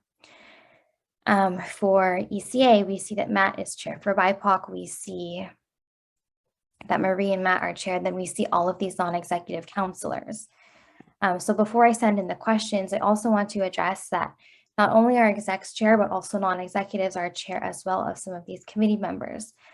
And so throughout, when we started in May, there have been drop-offs of people leaving their positions as non-executive counselors, and it's the job of chairs to make sure that we communicate with our staff. We tell them if someone has dropped out of the committee so that on the agenda, the committee composition is always continuously updated. And so we need to keep on top of that with our jobs so that we can direct our staff to do their work and making sure that all of the documents that we have is updated, all of these sheets that we have, because everything is being tracked is updated. So that's another thing. So if you are a chair of a committee, I urge you to just make sure that you are keeping this updated. If you sit on a committee, I want you to reflect if you have, are you messaging your chairs if you are sending in regrets? And are you doing it in advance of the meeting, at least even 24 hours in advance? Because then chairs are able to make sure that we know that you aren't coming to a meeting and we have submitted formal regrets for it so we can add it to the agenda. And then in the meeting that is recorded and has live meeting minutes, it's on record. Are you submitting your regrets? Are you giving adequate notice? So the questions I want to ask for you is the following, and I want to have a discussion on this because meetings need to happen where I can pass motions and where chairs can pass motions, but it has been so difficult if we can't meet quorum and if we don't have communication within our council. So the first question that I have is what has been difficult about attending committee meetings? And the second question is, what do you need from your committee chairs? So I want to open that up.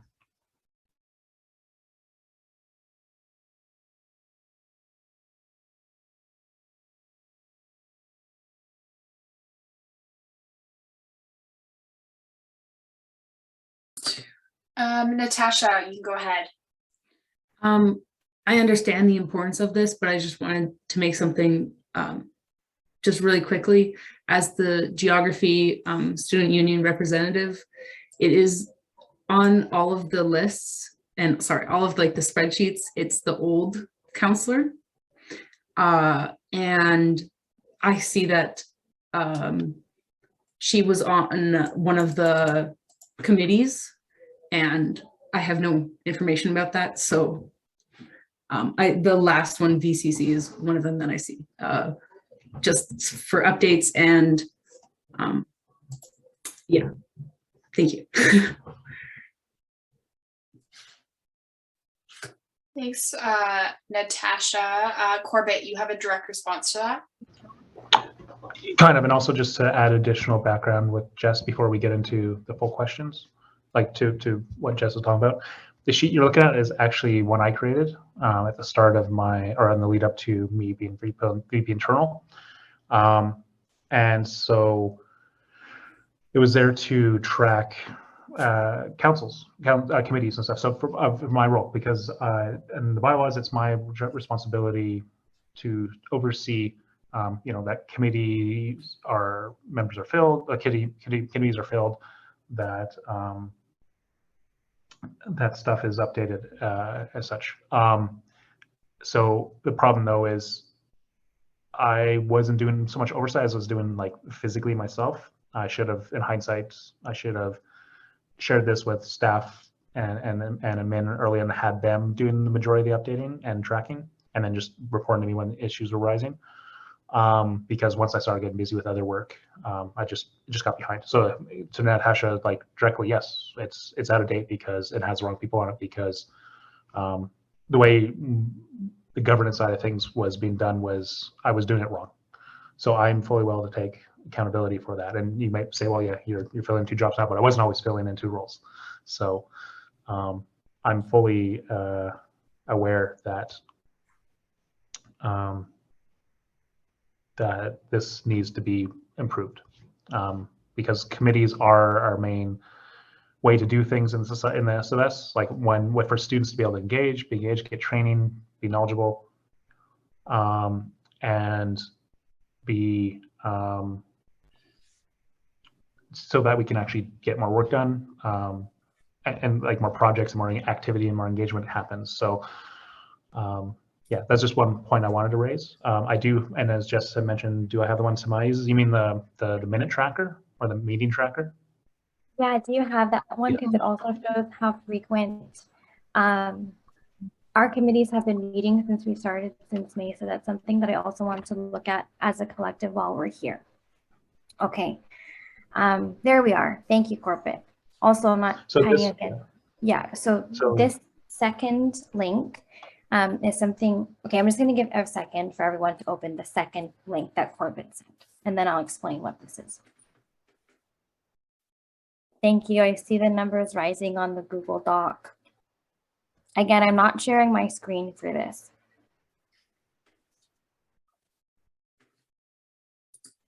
Okay, we're at over 12, 13 people on this document, and we have 39 people on this call.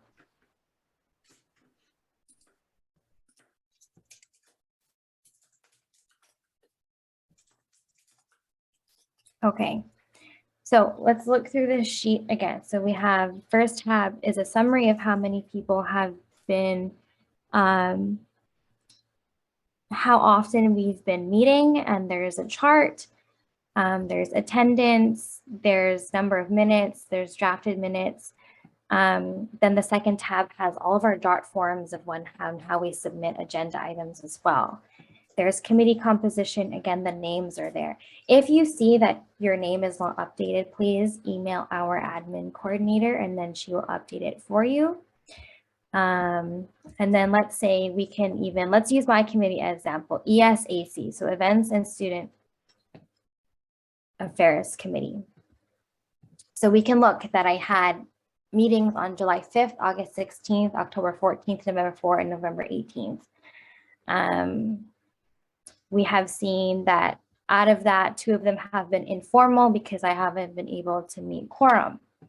It also tracks if I have to approve the meeting minutes. So that's something on my end, for example. And then it has to go through a process if it goes through council, and then if there's a video uploaded on YouTube. I have to notify Samaya, who's our admin coordinator, if there's a change in my committee composition. What is my meeting type? I try and meet bi-weekly as much as I can. So things like that. So we do track these. Some committees haven't met yet. Some have only had one. Some of them have outdated information. Some of them are meeting more frequently than not. So I want to ask both chairs and as members of these committees. Again, those two questions. So people have listed, but I'll put the questions again. What has been difficult about attending committee meetings, and what do you need from committee chairs? Because it's for attendance to be there, it's helpful because then it's a pattern, right? If you don't go to these committee meetings, motions can't be passed, exec can't follow through with these action items or direct staff to do whatever work needs to be done. So I do want to know so we can change the way that we chair or change the processes so that it's easier for everyone. Okay, I'll stop talking. Thank you, Jess. Damon, I have you on the list. Mine's, I guess, maybe more of a question. It might be more of a Robert's Rules type question. Unfortunately, I'm not a master in that.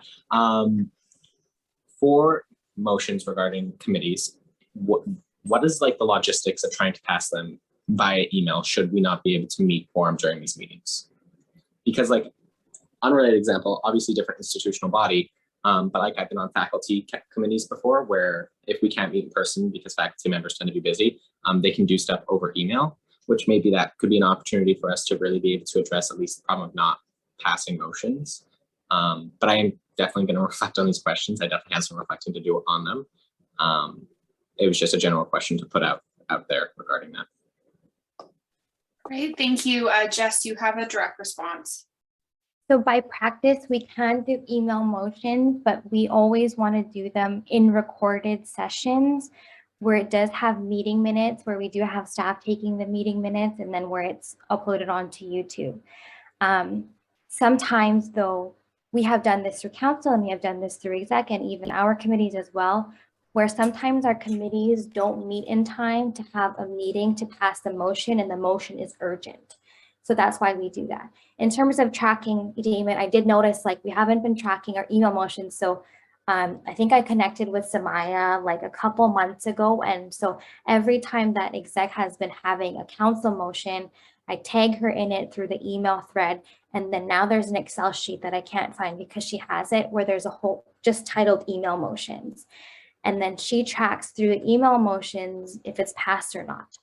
Let's say, for example, and then again at executive, if we do pass an email motion, then we have to verbally report an email motion through the recorded live meeting so that it's on record, and then we trace it through meeting minutes with our staff.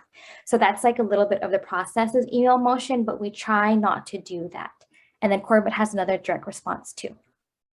Yeah, Corbett, go ahead. Yeah, I wanted to back up what Jess said. Yes, Robert's Rules wise, we can do that.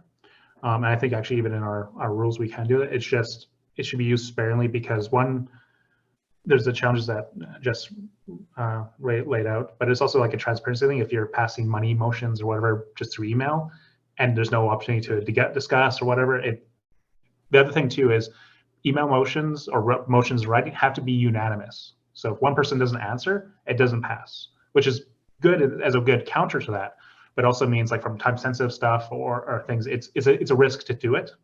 Because if you have not a very well engaged committee, you might not have someone also checking their emails to see what this motion needs to get done, right? So I totally get the challenge, especially if you have to meet at a specific place, if it's in person or not, or a combination of the two. It can be hard to always be consistently be able to attend, but it is important stuff. Like we're potentially, if we were operating fully, we'd have more actions happening, more activities, more just overall a lot of things. So yeah. Thanks, Corbett. Abby, you had a direct response. Yes, I was just going to build off what Damon said a little bit and talk about in Senate how for the fall or spring 2020 original pass-fail system, we also had to use voting because we couldn't meet in person due to COVID. And I'm kind of in concurrence with Corbett. I think it should be used as more of an emergency measure, just because, again, the transparency isn't there. And luckily, we had different rules than the SFSS because we did have votes against that system. So good thing we didn't, or else we wouldn't have had the pass-fail system in 2020. Awesome. And Abby, you're actually next on the list if you had a point to the larger discussion. I did. Go ahead. I'm trying to remember. Can you come back to me? Yeah, I'll come back to you. Thank Tiana. Hi, sorry, I just have a question. It's not about Jess's questions, if that's okay. Yeah, go ahead. So because I'm a newer counselor, I didn't know up until a few weeks ago that I had to join a committee. So maybe this is a dumb question, but how can I do that? Like, is it only when like the committees have like the voting or elections? Because of course, even though it is a requirement, I'd still like to just do that, like what Jess was saying, to help out. So how can I become part of a committee? Yeah, Corbett, go ahead. Yeah, what needs to be done is the chair, if they have a position open within their committee for a council seat, because we have specific seats for counselors, specific seats for student at larges, and specific seats for usually some other people, for staff and stuff who are non-voting. They have to announce that they have a position open, or seat open rather, and then council can then vote to appoint somebody into that position. We've had some challenges, I think in the summer stuff, where we started actually running out of committee seats, where we actually had more counselors than we had seats. And so that is something that can be fixed by just literally changing the composition of committees, adding more seats or adding more committees. And there's a few that could be added. So that's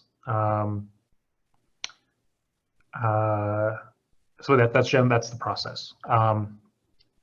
So that's something I want to do for January, is like basically have a reshuffling, because we know there's going to be people with different courses, different schedules. There's vacant seats for people that have resigned but not necessarily had their seat refilled. So it's kind of a two-way thing. Like so one group needing to track attendance stuff, as well as also the chairs announcing when they have vacancies, so that the whole council can know. All right, thank you, Corbett. Abby, we can go back to you because you said you remembered. Thank you. I had a couple different points I wanted to make. I wanted to point out something I think Corbett did really well the last couple weeks was instead of having a set meet time, what we did was we had a when to meet, and then we just picked the date where the most people were available. And I know that's obviously an inconvenience both for the chair and for everyone, because often it's difficult to find a time where everyone can meet. But if as a last ditch effort, if we just can't reach quorum, that might be something we have to do. I also want to talk about my committee experience on SFSS committees, because I've been on the events committee for 2 years and I did UAA as well. But I always found myself not attending UAA for some reason. I think it's just because events committees had more agenda items and was constantly seen in your email or whatever, whereas UAA was kind of more silent. And for whatever reason, the calendar invites were always canceled. So again, I'm not sure what we could do, but maybe just seeing committees and stuff pop up more, because it may just be students are busy, but it could also just be a matter of forgetting. So I guess maybe if more students can speak, or more counselors can speak up, and if people are forgetting, if we can just maybe get a better reminder system in there. Obviously this is our job, so we should remember, but it won't hurt to have a couple extra reminders here and there. Yeah, thanks, Abby. And then Jess is moving to extend the meeting by 15, but I'm going to say half an hour just for a buffer. Is that okay, Jess? I know, I'll try not for it to be half an hour, but I just don't have to this again. Or I can move to extend the meeting by 30 minutes. Can I get a seconder, please? Political science. Oh. I got political science, seeking unanimous consent to extend by 30 minutes. If you have to leave, totally understandable. Please raise your hand if you'd like to abstain or vote against. Okay, seeing nothing, we'll move back to the list. And I have listed myself, so I am both a chair as well as a member of a couple of committees. And I do think somewhat engagement of council is an overall issue. And I do understand that this new structure is new to people, and perhaps the role that counselors would have wasn't what maybe was expected, but it's the same with not just committee meetings, but council meetings. So as chairing council a couple of times, I've noticed, like, as I go through, I didn't receive regrets from people who aren't here. And so I also wonder, along with just where that disconnect is for not sending in regrets. Maybe it's not as standard practice as it should be, or was it communicated to be standard practice? I know sometimes also I'm super late calling the motion, like I do it 5 days before, when I should be doing it 2 weeks before, and everything like that. And so I think it's kind of a two-way street, but I'm also wondering where that, just in terms of submitting regrets, where that disconnect is, and perhaps having, at least for oversight, I have had quite successful meetings, and it's due to having a great committee, but also we meet consistently every 2 weeks at a time we decided at the beginning of the term. And I pretty much usually get some sort of regrets, or we meet quorum like most, I would say 80% of the time, which sometimes things come up, which is totally understandable. And as long as 2 people aren't there, you don't make quorum. So perhaps a suggestion could be to have a consistent meeting time that's decided at the beginning. So everyone knows every 2 weeks you meet, even if it's a short meeting. But I guess that's my ramble on. And Chloe, you're next on the list. Yeah, like generally what I have to say is similar to what you said, Devin. I think that like committee meetings are super important, and like I think that it's like weird to me how like I think, you know, council meetings seem to have like more, like people take them more seriously than like committee meetings.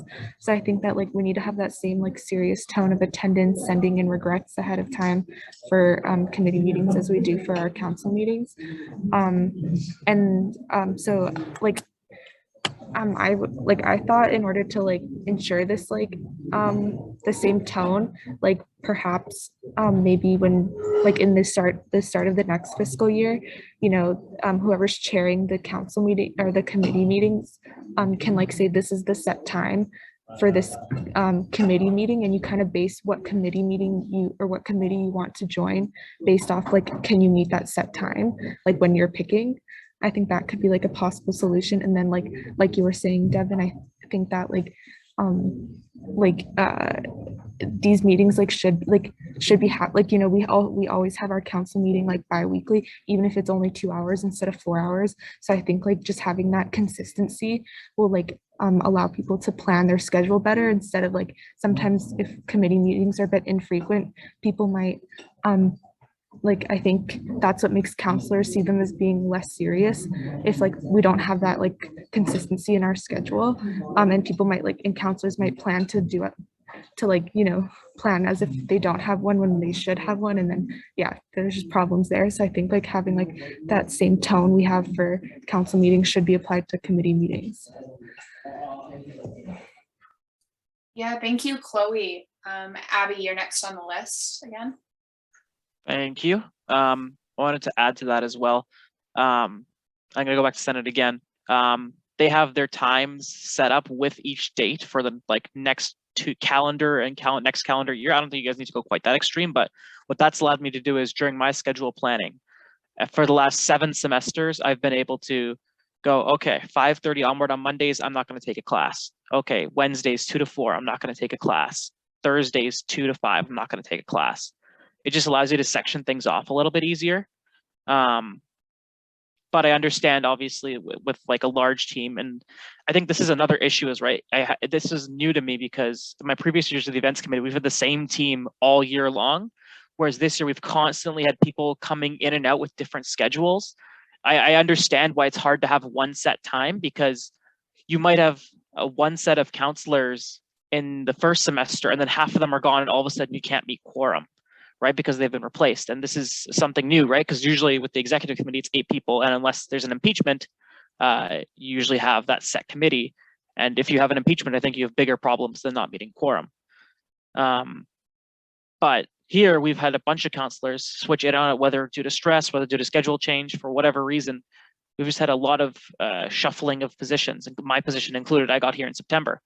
So, and it took me until I think, want to say October to get my first committee as well. So it's going to be important for us going forward, if we're sticking with this council model, to have a solution to get counselors both aware of when committees are and get them into positions quicker as well. Thank you. Thanks, Abby. Corbett, I have you next on the list. Yeah, I wanted to bring up two things. One was talk about what Warren had posted. I think it was Warren, was it Tony in the other section? I think it was Warren. Talk about co-op. Yeah, because that reminded me of one of the challenges I've had as a chair of trying to schedule a meeting was finding a lot of people, a lot of the members not enough members were available during kind of like operating hours, in the sense of like 9 to 4 or 9 to 4:30. And that I've had to, like, especially governance, I think I've had to for sometimes have it like from 5:30 to 6:30 or 5:37 or so. And in the past, we generally didn't do committees outside of like after 4:30 because we could, from a collective agreement thing for staff, like staff worked only, after a certain time, and you need staff support for some of these committees, especially around minute taking and stuff. Now that we're doing recordings and stuff, it's a little bit more flexible, and our staff is all able to generally shift their start and end times by a day or so, if given enough warning. But sometimes they also can't attend, so it's kind of, I feel like as an organization over time, we're going to have to move. I think we might have to move more to having more later meetings for committee meetings and stuff to accommodate people's classes and jobs and other stuff. Or maybe not, maybe because people are working nights, they only do mornings. Like, either way, I think we'll have to shift over a bit more into just like we're having meetings now from 4:30 to 8:30. We used to try to only keep them up till 6:30 because we didn't want, because staff could stay longer. So I think that will change over time. The other thing I wanted to bring up was, shoot, now I've forgotten about it. According to policy, relating to the regrets, why it's also important for you to send regrets is that by policy, if you miss 2 meetings in a row without regrets accepted by the group, then you're automatically off it. And I don't think we've been tracking that. Because again, this is a new system for everyone. A lot of people are still getting used to this, all the additional commitment. Because I think last year, 2 years ago, it'd be hit or miss if counselors, when we had this board and council, if they might even be on a committee or not. Some might be, but most probably wouldn't, where this is actually a larger commitment, right? So there's 2 things there. Just like on council and stuff, if you don't show up for 2 in a row with no regrets approved, then you're automatically off. So there's a couple of things that have to happen, at least from my perspective. My role is kind of doing an audit, see where everyone's at, get the list as updated as possible for council lists, so then we can go to see who has committees, who doesn't have committees, etc. And so we can start that for January, and then also have staff more involved in this process so that so it's not having reliant on just the exec or a counselor or something tracking this stuff, because that's going to be hit or miss, unfortunately. So that's just the 2 things I wanted to say. Thank you. All right, thanks, Corbett. Damon, I think you were next on the list. Thank you. So a lot of it seems like we're just kind of going through growing pains, I guess, with being a new council model, trying to figure out kind of how to address these problems best. But there's a few things there that I wanted to comment back to, a few comments back, that I think might prevent us from having more engaged committees, through pre-scheduled times, you can attend the committee that fits within your schedule. I think that sounds like a good idea, but it also prevents people who would be passionate and would be driven to make sure that that committee is successful and can do as much as possible. It becomes a barrier to them. It makes it inaccessible. But it also promotes people to be attending committees that they don't care about, and that because it fits in their schedule, or it's right after class, so they can just sit down on their laptop right afterwards, which I don't think is going to solve the engagement problem, which is forever a larger problem in university student engagement. But I don't think forcing, or by doing that, I think it prevents students who are actually passionate for something being able to attend those committee meetings. And then secondly, I think it also just encourages people to attend committee meetings that they don't care about, where they can just sit down, turn off their camera, and not speak at all at any given point. Because that happens in council just as much as it probably happens in committee meetings. So I think it's probably just referring back to, we've got some growing pains to figure out on how the best method to address these problems. Thank you, Damon. Ben, I have you next on the list. I forgot who had mentioned this earlier, but someone had mentioned something about people attending council meetings far more than committee meetings. And I was thinking about that, and I was wondering, are committee meetings open to the public at large?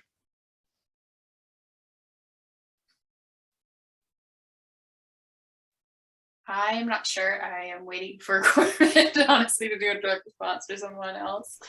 Yeah, I want to say yes by default, but I think a few are not, simply like HRP is not, because it usually talks about human resource stuff. I'd have to double check our policies just to see if it's specified somewhere. I know like our council meetings are, and our exec meetings are, unless they go to camera. But again, I'd like to see, like, say the majority of them can be attended by anybody, like students and stuff. But I'm not 100% sure. Ben, you have a direct response. In that sort of same area, I'm wondering if we were to post like links to those meetings publicly, if that would encourage more people to attend, because that would make it sort of similar to a council meeting in that regard. I don't know, just thinking about this out loud. Matt, you have a direct response. Yeah, I've just kind of been listening in the background, and like, yes, like at large folks like in community can attend like our meetings, like for example, like if guests want to come to BIPOC committee or things like that. And I think that would help, because we do have folks show up sometimes who just kind of want to see what we're doing, just students, or if we do have specific things not regarding like for example, they can't vote on your motions, but they can be there to see like what's going on, or like the composition, or if they have questions, or if they're going to be a volunteer for something specific, you know, or kind of help out kind of as an at-large student. But that's just my understanding, because that's what was happening last year. But yeah, just keep in mind that like, even though if you are opening up links and stuff, that doesn't mean you have quorum, because quorum only consists of voting members on your committee composition. That is your elected in or your appointed student at larges who have done the application process to be on your committees, and the council members, and your ex officio, so that would be Gabe, and the chair. So just keep that as a reminder. Yeah, thanks, Matt. Abby, you also had a direct response. Yeah, I was going to talk about Senate has a similar system with its committees. Almost all of them are open session with certain closed sessions, but, and this is coming from someone who's been on like a ridiculous amount of Senate committees, almost no one will show up. I have to think back, but I don't think I've had a single person show up to a Senate committee meeting, not a single person. And that's like 50 plus meetings. So while I think the idea is great, and I think certain committees like the BIPOC committee or the events committee might have a lot more appeal than say a Senate committee, I don't think it would have a huge impact on numbers, if I'm being honest. Thanks, Abby. I just want to highlight what Warren said in the chat, and I said I think it's the time. I think time commitment is an issue. The root of cause not making stuff available is engagement. People join DSUs to get involved with their program, but if students don't see a purpose and drive to be a counselor, people get disinterested if they don't have a direct and consistent interest in social justice. I guess my list almost is kind of related to this, but in I really hope what I'm going to say does not come across as harsh or pessimistic, but I also think we need to remember that we are being paid by the student body to attend committee meetings. We are being paid to consistently check our emails. We are being paid to send in our regrets, because yes, things come up. I've had to send in regrets, so it's probably everyone here, but we are being paid to do that. We chose, and yes, I understand this is a transition year, maybe the understanding of what the workload would look like was not clear, but it was 10 hours. And so I do wonder if, you know, people are seeing 175 go into their accounts every 2 weeks and are going perfect. I'm not seeing any anything, like I'm not seeing it go away despite me not attending these council meetings, despite me not setting my regrets to come to a council meeting. Is it then I shouldn't change my behavior? Yes, Abby, there's no current consequences. And again, I really do understand this transition year. This has been a really hard year for all of us. But we took up these positions knowing they were paid positions, knowing we're the only paid people in our DSUs. And sometimes I feel like there is a waste of funds, or people are just taking the check and they're going with it, because if they don't show up, they don't show up. And what's the worst that can happen? It just falls on the chairs, and most of the chairs are execs. And so that's kind of also my 2 cents in there. Maybe I totally understand Jess's questions of like, what can we do as chairs? But also there needs to be an engagement on the other side. If you take on this position, you're being paid by students. So act like you're being paid by the students. But Ben, you had a direct response. Yeah, my question was, there's supposed to be a stipend reduction schedule in place that takes into account things like this. Is that not being applied currently, or what's going on with that? I don't know if Almas is still here. But when I last talked to Almas, because, oh, perfect, Almas, you're here, Liz.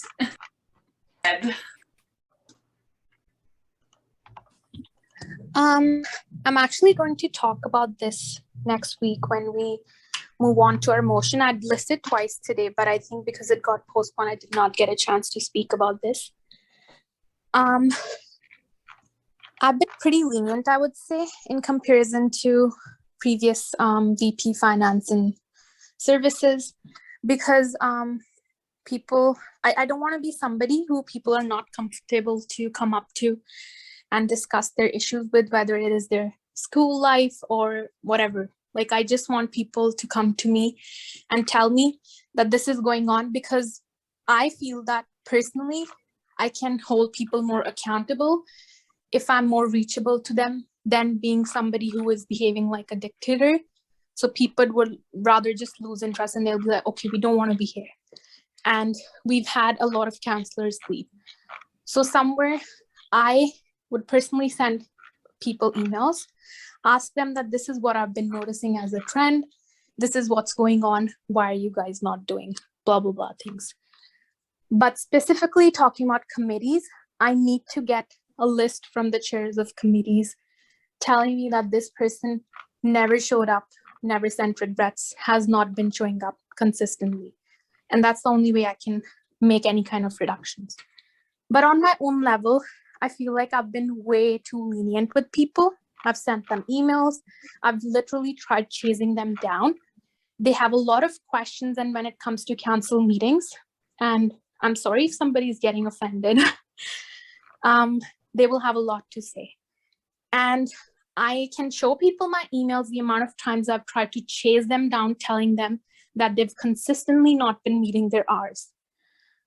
And I think I'm the person who can speak about this trend, because I go into a lot of details when I check work reports. So I do take at least 10, 12 hours to see what everybody's doing. I have a proper spreadsheet where I have every little thing written, every conversation I have with people. So I think people will definitely see some more penalties, because in the past when I've imposed penalties, even people who have never replied to my email in 15 days will all of a sudden come up with something. And I've still tried to be understanding enough to listen them out, provide them resources, and do my best to take back that penalty or stuff like that. But now, looking at the trends, and after today's conversation, the least I have to say is I'm very disappointed, because people who are not doing their own work, have consistently not met their hours, are the ones who are trying to say that we're taking away students' money. Well, let me be very honest. students do not want to be in these positions because of the pressure that comes along with it. And I can bring 6 such students who can come to the next council meeting and say this if needed, because I've spoken to people. I've tried to recruit more international students personally, because I've always seen that there's a trend where we do not have a lot of them. And I just wanted to break that barrier. Now being in this position, I realize why it is a barrier. So to answer Ben's question, I'm sorry it went into a lot of detail. Until and unless I do not have records of things, I'm not going to take of people's stipends, because then people have had the intention of ganging up in the past as well, where they've been like, she's biased and she's taking off penalties off her stipends. And I'm not going to listen to such accusations. And when I will impose any kind of penalties, I will send people emails twice. One on the very day when they've not submitted their reports, another follow-up email 5 to 10 days. And if they still do not get back to me, I have a list of those people too who do not get back to me.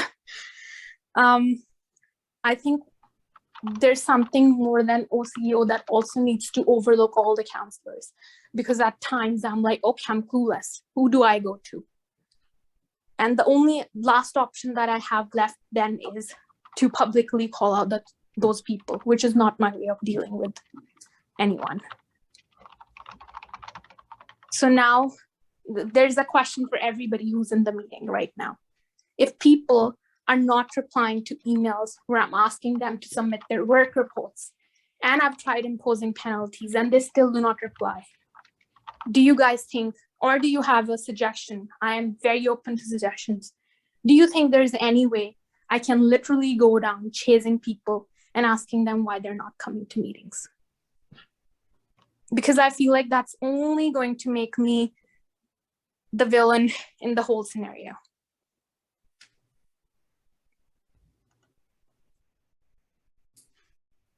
Thank you, Almas. I know that you have like so many spreadsheets of everything, and I know you really go out of your way to try to check in about work reports. And I think perhaps you're just noting the time this is going into, I know you said next week you'll be talking about this more, but going into discussion of what maybe those expectations are going into next term for getting a stipend reduction. Maybe it's the 2 warnings and Almas just takes the stipend reduction. I'm not, maybe that's a discussion we can have at the beginning of January or even next week. I don't know if people would be amicable to having that. Abby, go ahead. I'll try and keep this brief. Obviously, this wouldn't apply to people who are missing meetings, but again, people not having council or committee meetings makes it kind of hard to make hours, right, when you just have council meetings. So that's something to keep in mind as well. Thanks, Abby. Would people be amicable to having a discussion, maybe just noting that next week is kind of busy, maybe for like first week of January, about the expectations for work, for like just stipend reductions? Almas, you have your hand up. Is that a list? Yes, it's actually in the chat. This one's actually for as a direct response to these questions. I'm sorry, I forgot to put the asterisks and I put the list instead. That's okay. Go ahead. I think I've sent out emails personally as well, telling people that this is something new.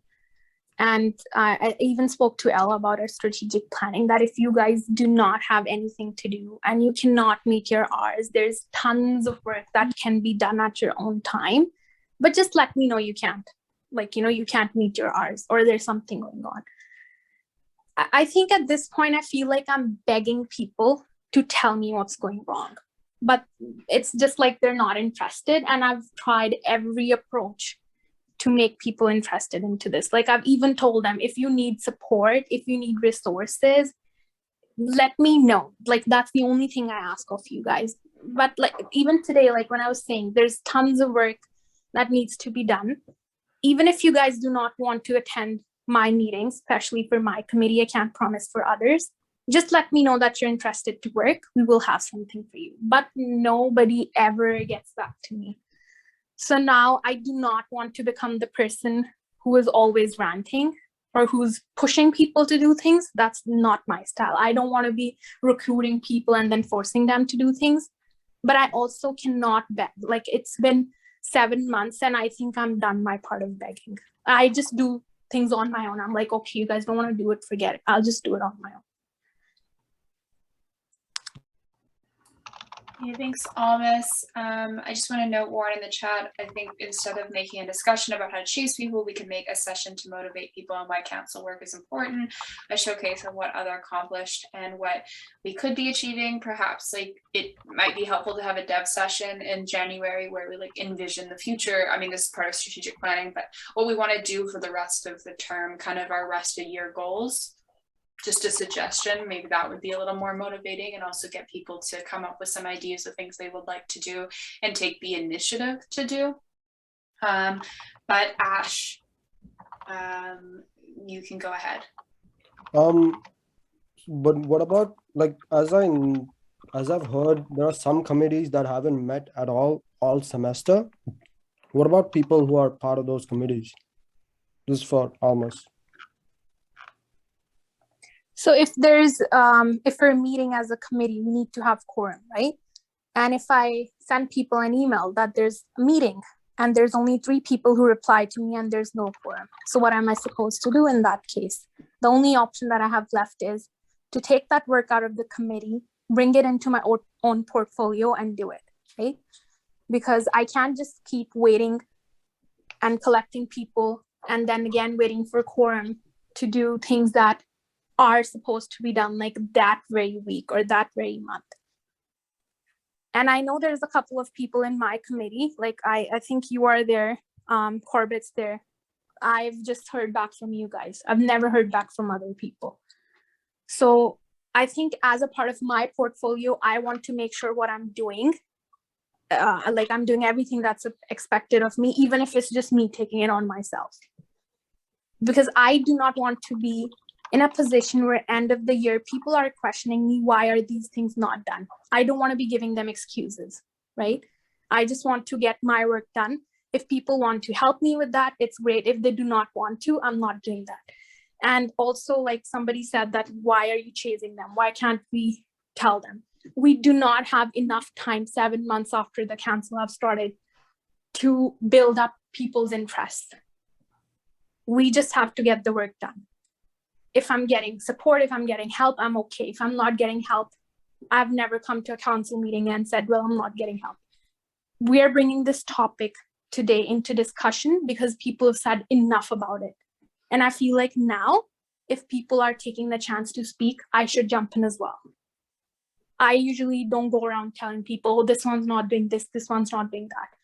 And you might have seen that in your stipends too. There are no reductions ever made. But now, since people are talking, I feel like it's very important for the ones in the meeting to know what's actually going on. I wouldn't have spoken about this even till next year if people did not speak about it today. So if I'm not meeting quorum, I'm not going to waste my time making agendas and asking people to help me. I will just do it on my own and save my time. Simple as that.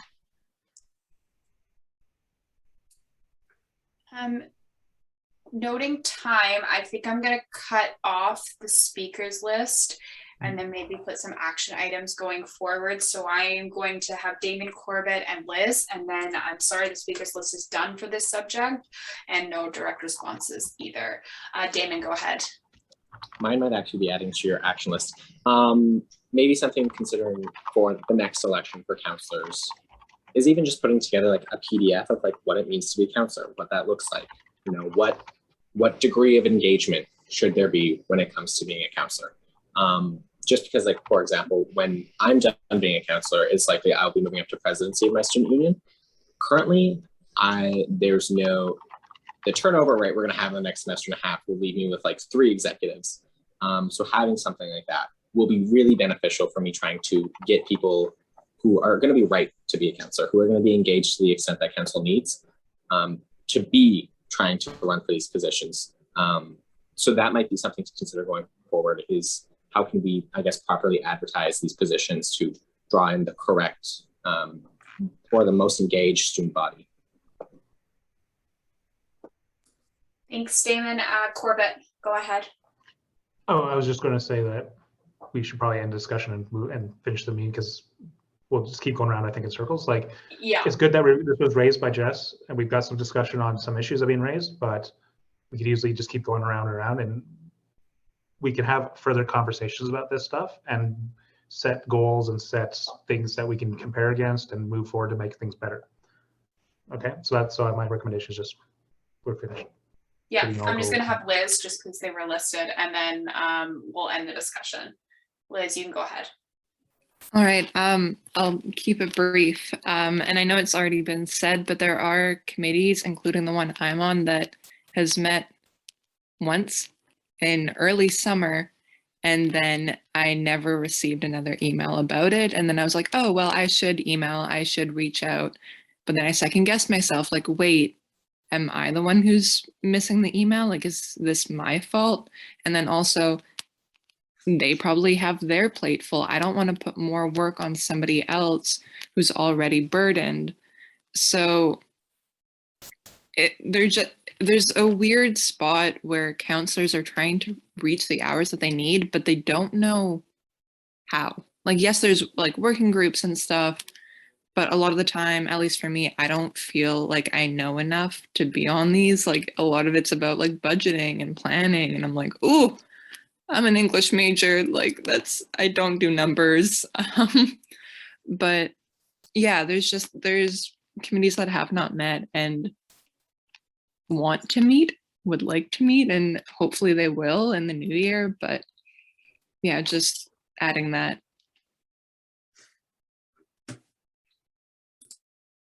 I muted myself so that I was already unmuted. Thank you, Liz, for that. And so I just kind of wanted to list some of the action items that were discussed that maybe can be dealt with in the new year. I know that's a little bit away, but the suggestion on what it means to be a counselor, perhaps I'm done, but perhaps after our next council meeting, but perhaps the new vice chair can take that on as vice chair, helping with a set of counselors writing that up. I think that could be good. Perhaps we could have a conversation in January about stipend reduction and setting realistic expectations. And then maybe just chairs start reporting to Almas who doesn't show up to meetings. So that's what I got from it in terms of kind of action items. Corbett, was 9.2 events, SVU event support constraints time sensitive? No, I can send an email out instead. Okay. Thank you. Or we can have it at another discussion on December 1st. That'd be good to have an initial talk about. So, and then if students, if any of you had already had initial questions from your members, that if there's anything I can answer directly. But honestly, I will try to send out like an email out, or we'll just have this added to next meeting's agenda. Okay, perfect. Or both. Oh, double up. All right. So I'm gonna quickly try to race through this notice of motion and adjournment. So this was submitted by Corbett. It reads, whereas in October 26th, 2020 and October 27th, 2021, members at the SFSS annual general meeting passed bylaw changes that set base democratic governance requirements for non-executive council seats. Whereas these base requirements are that council representatives' position to be elected open to their members, at least 1 week's notice was given to their members, whereas the SFSS encourages all council member groups to have open democratic governance, whereas it'd be good to provide base democratic requirements for all council members groups in line with our bylaws. Be it resolved that council approve the policy changes recommended in the document BN, base democratic government requirements. Perfect. So that is there, and yes, that will be on the first meeting in January.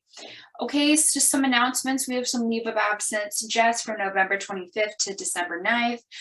Deanna from November 17th to November 30th. So currently, Serena from November 29th to December 12th. Marie from December. Oh, she got an extension, so she's on leave of absence to the 26th. And then I start my leave of absence tomorrow, but still will be reachable via email if you need to reach me. And then we can move to adjourn. Oh, sorry, Corbett, just before I move to adjourn, but I was just asking if we have been sent the BN for the notice of motion. Nope, but I was planning to send it out tomorrow. The reason why I pulled this motion, the notice of motion, sorry, the actual, we were supposed to vote on the actual policy change today, but I pulled it because I did not do that last time. And so I'll make sure that gets out to people, and it's linked online and et cetera. So, yeah. All right, thank you so much, Corbett. And so we'll move to adjournment. So be it resolved to adjourn the meeting at 9:05 p.m. It's a long one. Can I get a mover for that, please? Math. Thank you, Math. Can I get a seconder? Science. Science seconds. Alrighty, we are done. Go to bed. Or the meeting has been adjourned. Oh, wait, no, I'm losing it because it's so late. Seeking unanimous consent. If you would like to stay here, raise your hand. Alrighty, seeing nothing, you all can now go to sleep. Good night. I hope you all do so good on your finals and all of that stuff. Okay, bye.